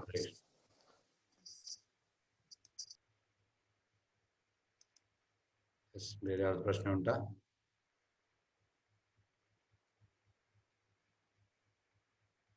S, Pallavi Mataji ಇದ್ದಾರಾ? ಪಲ್ಲವಿ ಮಾತಾಜಿ, ಎಸ್ ಮಾತಾಜಿ, ಪಲ್ಲವಿ ಮಾತಾಜಿ, ನಿಮ್ಗೆ ನಿನ್ನೆದು ಕ್ಲಿಯರ್ ಆಯ್ತಾ? ಬೇಕಿದ್ರೆ ಇನ್ನೊಮ್ಮೆ ಹೇಳ್ಬೋದು ಅದರ ಬಗ್ಗೆ. ಅನ್ಮ್ಯೂಟ್ ಮಾಡಿ ಮಾತಾಜಿ, ಪಲ್ಲವಿ ಮಾತಾಜಿ. ಕ್ಲಿಯರ್ ಆಯ್ತು. ಹಾ, ನಿನ್ನೆದು ಕ್ಲಿಯರ್ ಆಯ್ತಾ? ಹಾ, ಕ್ಲಿಯರ್ ಆಯ್ತು. ಅಲ್ಲ, ಹಾಗಾದ್ರೆ ಯಾರು ಮೇನ್, ಯಾರು ನೀವ್ ಹೇಳಿದ ದೇವಿ ಇದರಲ್ಲಿ ಅಂತ ಹೇಳೋದು ಶಿವ ಪುರಾಣದಲ್ಲಿ ಶಿವ ಮೇನ್, ದೇವಿ ಪುರಾಣ ದೇವಿ ಮೇನ್, ಕೃಷ್ಣ ಪುರಾಣ ಕೃಷ್ಣ ಮೇನ್ ಅಂತ ನೀವು ಹೇಳ್ತೇವೆ. ನೋಡಿ ಮಾತಾಜಿ, ಹೇಗೆ ಅಂದ್ರೆ ನಾವು ನಿಮ್ಗೆ ಊಟವನ್ನು ಕೊಡ್ತಾ ಇದ್ದೇವೆ, ಆದ್ರೆ ತಿನ್ನುವುದು ಒಂದು ಸ್ಪೂನಲ್ಲಿ ನೀವು ತಿನ್ಬೇಕು, ಇಲ್ಲದ್ರೆ ಕೈಯಲ್ಲಿ ನೀವೇ ತಿನ್ಬೇಕು. ನಾವು ನಿಮ್ಗೆ ಊಟ ಕೊಟ್ಟಿದ್ದೇವೆ, ಪ್ಲೇಟ್ ಕೊಟ್ಟಿದ್ದೇವೆ ಊಟದ್ದು, ಇನ್ನು ಊಟ ಮಾಡೋದು ನಿಮ್ಗೆ ಬಿಟ್ಟದ್ದು. ಅದೇ ರೀತಿ ನಿಮ್ಗೆ ಇನ್ನೂ ಕೂಡ ಜಾಸ್ತಿ ಇದರ ಬಗ್ಗೆ ಡೌಟ್ ಇದ್ರೆ ನೀವು ನಮ್ಮ ಬುಕ್, ನಮ್ಮ AC ಭಕ್ತಿವೇದಾಂತ ಸ್ವಾಮಿ ಶ್ರೀಲ ಪ್ರಭುಪಾದ ಬರೆದ ಬುಕ್, ಅದರಲ್ಲಿ 10ನೇ ಅಧ್ಯಾಯದು 8ನೇ ಶ್ಲೋಕ, ಆಂ ಸರ್ವಸ್ಯ ಪ್ರಭೋ ಮತ್ತ ಸರ್ವಂ ಪ್ರವರ್ತದೆ ಇತಿ ಮತ್ವ ಭಜತೆಮ ಭೂತಭಾವ ಸಮನ್ವಿತ. ಆ ಶ್ಲೋಕದಲ್ಲಿ ಭಾವಾರ್ಥದಲ್ಲಿ ಆಚಾರ್ಯರು ಎಲ್ಲ ಕಡೆಯಿಂದ ತೆಗೆದಿದ್ದಾರೆ. ಯಾಕೆ? ಕೃಷ್ಣ ಮೇನ್ ಅಂತ. ಆ ಪುರಾಣ, ಈ ಪುರಾಣ ಎಲ್ಲ ಭಾವಾರ್ಥದಲ್ಲಿ ನೀವು ಹೋದ್ರೆ ನಿಮ್ಗೆ ಎಲ್ಲ ಅಂದ್ರೆ ಹೇಗಾಗ್ತದೆ ಅಂದ್ರೆ ಟಾಪ್ ಟಾಪ್ ಟಾಪ್ ಟಾಪ್ ಇದಕ್ಕೆ ಬೀಳ್ತದಲ್ಲ. ಹಾಗೆ ನಮ್ದು ಎಂತ ಇದಿದ್ರು ಕೂಡ, ನಮ್ಗೆ ಅದು ಪುರಾಣ ಇದು ಪುರಾಣ ಇದ್ರು ಕೂಡ ಅಲ್ಲಿ ಆಚಾರ್ಯರು ನಮ್ಗೆ ಆ ಎಲ್ಲವನ್ನ ಕ್ಲಿಯರ್ ಮಾಡ್ತಾರೆ. ಹಾಗಾಗಿ ಅದರಲ್ಲಿ ಕ್ಲಿಯರ್ ಆಗಿ ಉಂಟು, ಅದನ್ನು ನೀವು ಕ್ಲಿಯರ್ ಆಗಿ ಭಾವಾರ್ಥ ಓದ್ಬೋದು. 10ನೇ ಅಧ್ಯಾಯದು 8ನೇ ಶ್ಲೋಕ, ಅದರ ಭಾವಾರ್ಥ ಗೊತ್ತಾಯ್ತು ಮಾತಾಜಿ? ಹರೇ ಕೃಷ್ಣ, ಹರೇ ಕೃಷ್ಣ ಮಾತಾಜಿ. ಪಲ್ಲವಿ ಮಾತಾಜಿ, ಹರೇ ಕೃಷ್ಣ, ಹರೇ ಕೃಷ್ಣ. ಪಲ್ಲವಿ ಮಾತಾಜಿ ತಿಳಿದ ಮಾತಾಜಿ? S, okay. ಇನ್ನು ಕೂಡ ಡೌಟ್ ಇದ್ರೆ ಆ ಶ್ಲೋಕವನ್ನು ನೀವು, ಆ ಶ್ಲೋಕದ ಭಾವಾರ್ಥವನ್ನು ನೋಡಿ. ಅದು ಕೂಡ ಬೇರೆ ಬುಕ್ ಎಲ್ಲ ನೋಡ್ಬೇಡಿ, ನಮ್ಮ ಆಚಾರ್ಯರು ಕೊಟ್ಟ ಭಗವದ್ಗೀತೆ ಯಥಾರೂಪ, ನಮ್ಮ ಆಚಾರ್ಯ AC ಭಕ್ತಿವೇದಾಂತ ಸ್ವಾಮಿ ಶ್ರೀಲ ಪ್ರಭುಪಾದರ ಆ ಭಾವಾರ್ಥವನ್ನು ನೋಡಿ, ನಿಮ್ಗೆ ಎಲ್ಲ ಡೌಟ್ ಕ್ಲಿಯರ್ ಆಗ್ತದೆ. ಸರಿ. Yes, okay. ಹರೇ ಕೃಷ್ಣ. ಹರೇ ಕೃಷ್ಣ. ಬೇರೆ ಯಾರ್ದು ಪ್ರಶ್ನೆ ಉಂಟಾ? ಓಕೆ, ಹ್ಯಾಂಡ್ ರೈಸ್ ಆಗಿದೆ. Okay, Archana Mataji. Yes Mataji, yes ಕೇಳ್ಬೋದು ಮಾತಾಜಿ ಪ್ರಶ್ನೆ. ಹರೇ ಕೃಷ್ಣ ಗುರುಜಿ. Yes Mataji, yes. ಇವತ್ತಿನ ಲೆಸನ್ ಚೆನ್ನಾಗಿತ್ತು, ನನ್ಗೆ ಲೆಸನ್ ಅರ್ಥ ಆಯ್ತು. I am very happy. ನಿಜವಾಗ್ಲು ಅರ್ಥ ಆದ್ರೆ ಒಳ್ಳೇದು. ಯಾಕಂದ್ರೆ ಬರೀ ಓದ್ತಿದ್ದೆ ನಾನು ಅಷ್ಟೇ, ಬರೀ ಓದ್ತಾ ಇದ್ದೆ ನಾನು. ಅದು ಎಕ್ಸ್ಪ್ಲೈನ್ ಮಾಡ್ತಾ ಕೇಳಿದ್ದು ಮತ್ತಷ್ಟು ನನ್ಗೆ ಅರ್ಥ ಆಗ್ತಿದೆ. It's very nice. ಇವತ್ತಿನ ಸೆಷನ್ ನಂಗೆ ಫುಲ್ ಖುಷಿ ಆಗಿದೆ, ಚೆನ್ನಾಗಿದೆ. ಆಮೇಲೆ ಇನ್ನೊಂದು ಗುರುಜಿ, ನನ್ಗೆ ಪ್ರಾಕ್ಟಿಕಲ್ ಆಗಿ ನಾನು ಒಂದು ಕ್ವಶನ್ ಕೇಳ್ಬೇಕು. ಹೇಳಿ ಮಾತಾಜಿ. ಅಂತ ಅಂದ್ರೆ ನಮ್ ಅತ್ತೆ ಇದಾರೆ, ನಮ್ಮ ಯಜಮಾನ್ರ ತಾಯಿ ತೀರಿ ಒಂದ್ ಮಂತ್ ಆಯ್ತು. ಮನೆಯಲ್ಲಿ ಪೂಜೆ ಯಾರು ನೋಡಿದ್ರು ನನಗೆ ಪೂಜೆ ಮಾಡೋದಂದ್ರೆ ತುಂಬಾ ಇಷ್ಟ. ಮತ್ತೆ ನನ್ಗೆ ಆಗದೇ ಇಲ್ಲ ಬಿಟ್ಟಿರೋದಕ್ಕೆ. ಬೆಳಗ್ಗೆ ಎದ್ದ ತಕ್ಷಣ ಅದು ಮಾಡ್ಬೇಕು. ಆದ್ರೆ ಏನ್ ಹೇಳ್ತಾರೆ ಎಲ್ರು, ಅಯ್ಯೋ ಪೂಜೆ ಮಾಡ್ಬಾರ್ದು, ಮತ್ತೆ ದೇವಸ್ಥಾನಕ್ ಹೋಗ್ಬಾರ್ದು, ಹೇಗೆ ಪೂಜೆ ಮಾಡ್ತೀರಾ ನೀವು ಅಂತ. ಮಾಡ್ಬಾರ್ದ, ನಿಜವಾಗ್ಲೂ ಮಾಡ್ಬಾರ್ದ? ನನ್ಗೇನೋ ಒಂದು ದ್ವಂದ್ವ ಆತರ ಫೀಲ್ ಆಗುತ್ತೆ. ನನ್ ಕ್ಲಾರಿಟಿ ಇಲ್ಲ ವಿಚಾರದಲ್ಲಿ. ಯಾಕಂದ್ರೆ ನಮ್ಗೆ ದೊಡ್ಡವ್ರು ಇದ್ದಿದ್ರೆ ಹೇಳ್ತಿದ್ರು, ನಮ್ಮ ಮನೆಯಲ್ಲಿ ಯಾರು ದೊಡ್ಡವ್ರಿಲ್ಲ. ಓಕೆ ನೋಡಿ, ಇದಕ್ಕೆ ನಮ್ಮ ಆಚಾರ್ಯ ಹೇಳ್ತಾರೆ ಹೇಗಂದ್ರೆ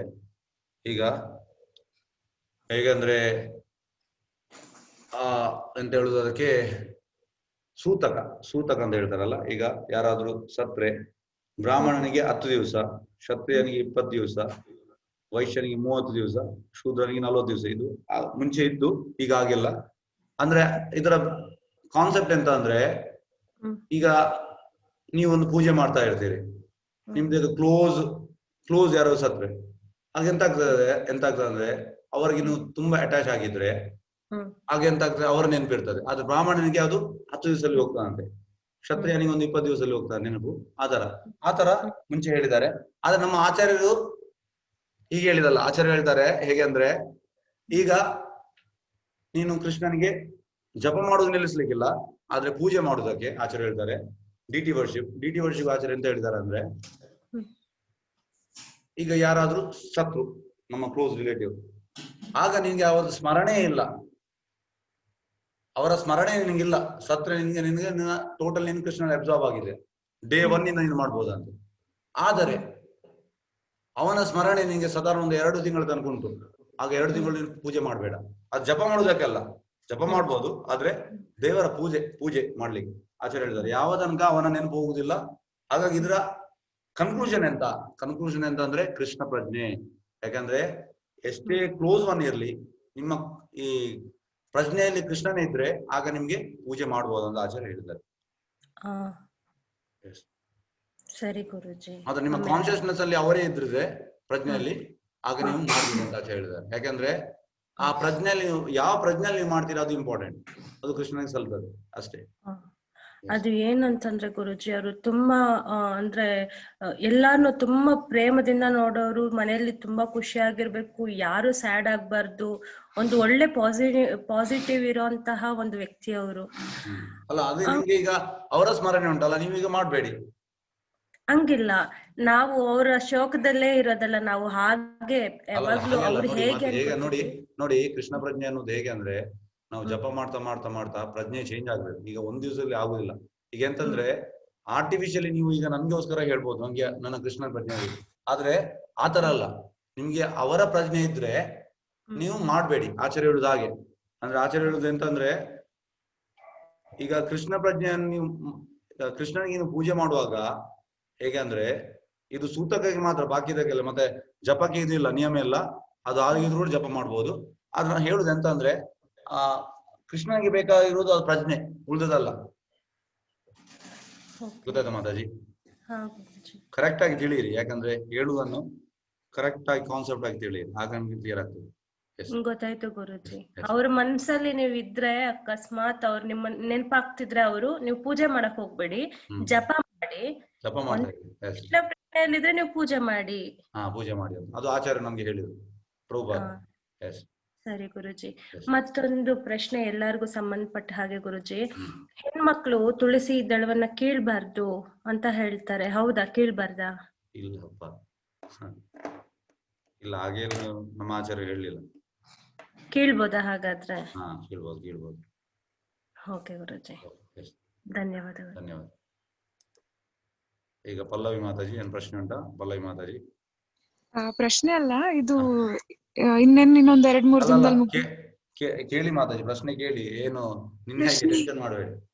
ಇಲ್ಲ ಪ್ರಶ್ನೆ ಇಲ್ಲ, ಇದು ರೆಕಾರ್ಡಿಂಗ್ ಎಂತಾದ್ರೂ ಯೂಟ್ಯೂಬ್ ಅಲ್ಲಿ ಸಿಗತ್ತಾ ಅಂತ ಕೇಳಿ. ರೆಕಾರ್ಡಿಂಗ್ ಕಳಿಸ್ತೇನೆ ಮಾತಾಜಿ. ನಾನು ಈಗ ಅವ್ರು ಮಾಡ್ಬೇಕು, ಎಲ್ಲ ಆಗಿದೆ, 7 ತನಕ ಆಗಿದೆ, ಉಳಿದದೆಲ್ಲ ಕಳಿಸ್ತೇನೆ. ಸರಿ. ಎಸ್ ಮಾತಾಜಿ. ಅಲ್ಲ, ಪ್ರಶ್ನೆ ಕೇಳಿ ಬಾಯಿ ಬಿಟ್ಟು. ಏನು ನಾನು ನಿನ್ನೆ ಹೇಳಿದಂದ್ರೆ ಆ ಮೂಮೆಂಟ್ ನಂಗೆ ಎಂತ ಅನಿಸ್ತದೆ ಅದನ್ನು ಹೇಳಿದ್ದು.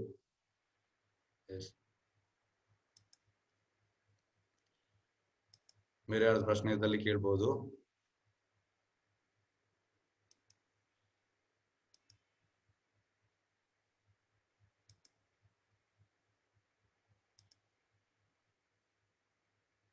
ರಿತೇಶ್ ಅವ್ರದ್ದು ಪ್ರಶ್ನೆ ಇಲ್ವಾ?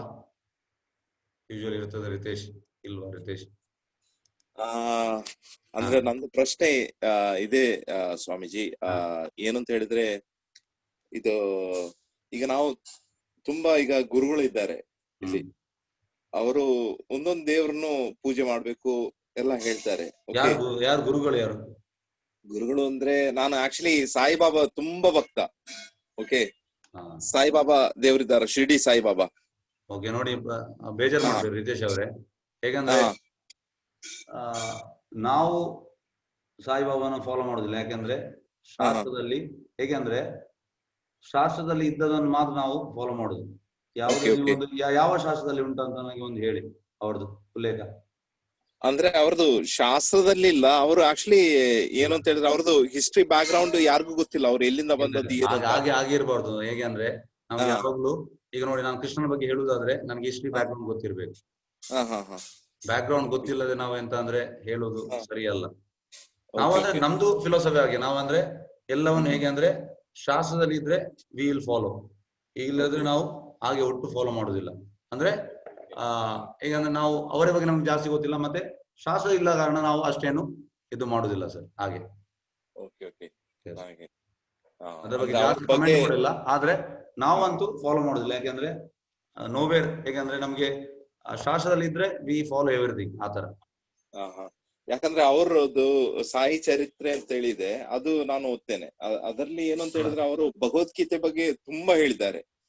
ಮತ್ತೆ ಅವರು ಸಾಯುವ ಟೈಮಿಗೆ ಅಂದ್ರೆ ಒಂದು ಕೃಷ್ಣನ ದೇವಸ್ಥಾನ ಕಟ್ಬೇಕು ಅಂತೇಳಿ ಅಲ್ಲ ಜನರೆಲ್ಲ ಇದ್ ಮಾಡ್ತಿರ್ತಾರೆ, ತೀರ್ಮಾನಿಸಿರ್ತಾರೆ.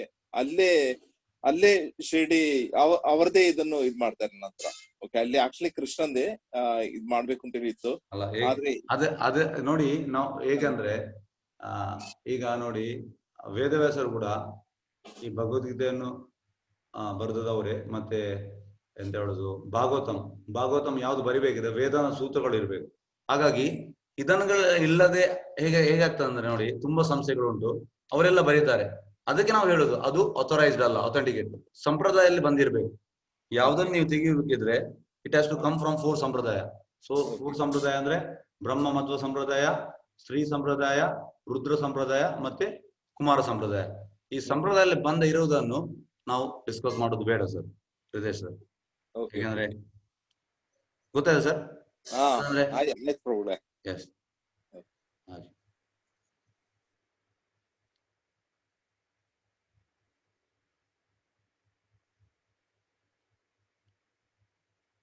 ಬೇರೆ ಯಾರ್ದು ಪ್ರಶ್ನೆ ಇದ್ದಲ್ಲಿ ಕೇಳ್ಬೋದು.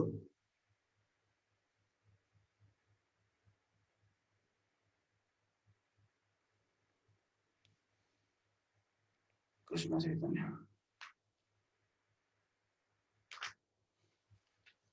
ಓಕೆ, ಆಗ ನಾವು ಮುಕ್ತಾಯ ಮಾಡುವ. ಎಸ್, ವಾಂಚಾ ಕಲ್ಪತರೋ ವಿಶ್ಯ ಕೃಪಾ ಸಿಂಧುಭ್ಯೇವ ಚ ಪತಿತನಾಂ ಪಾವನೇಭ್ಯೋ ವೈಷ್ಣವ್ಯೋಭ್ಯೋ ನಮೋ ನಮಃ.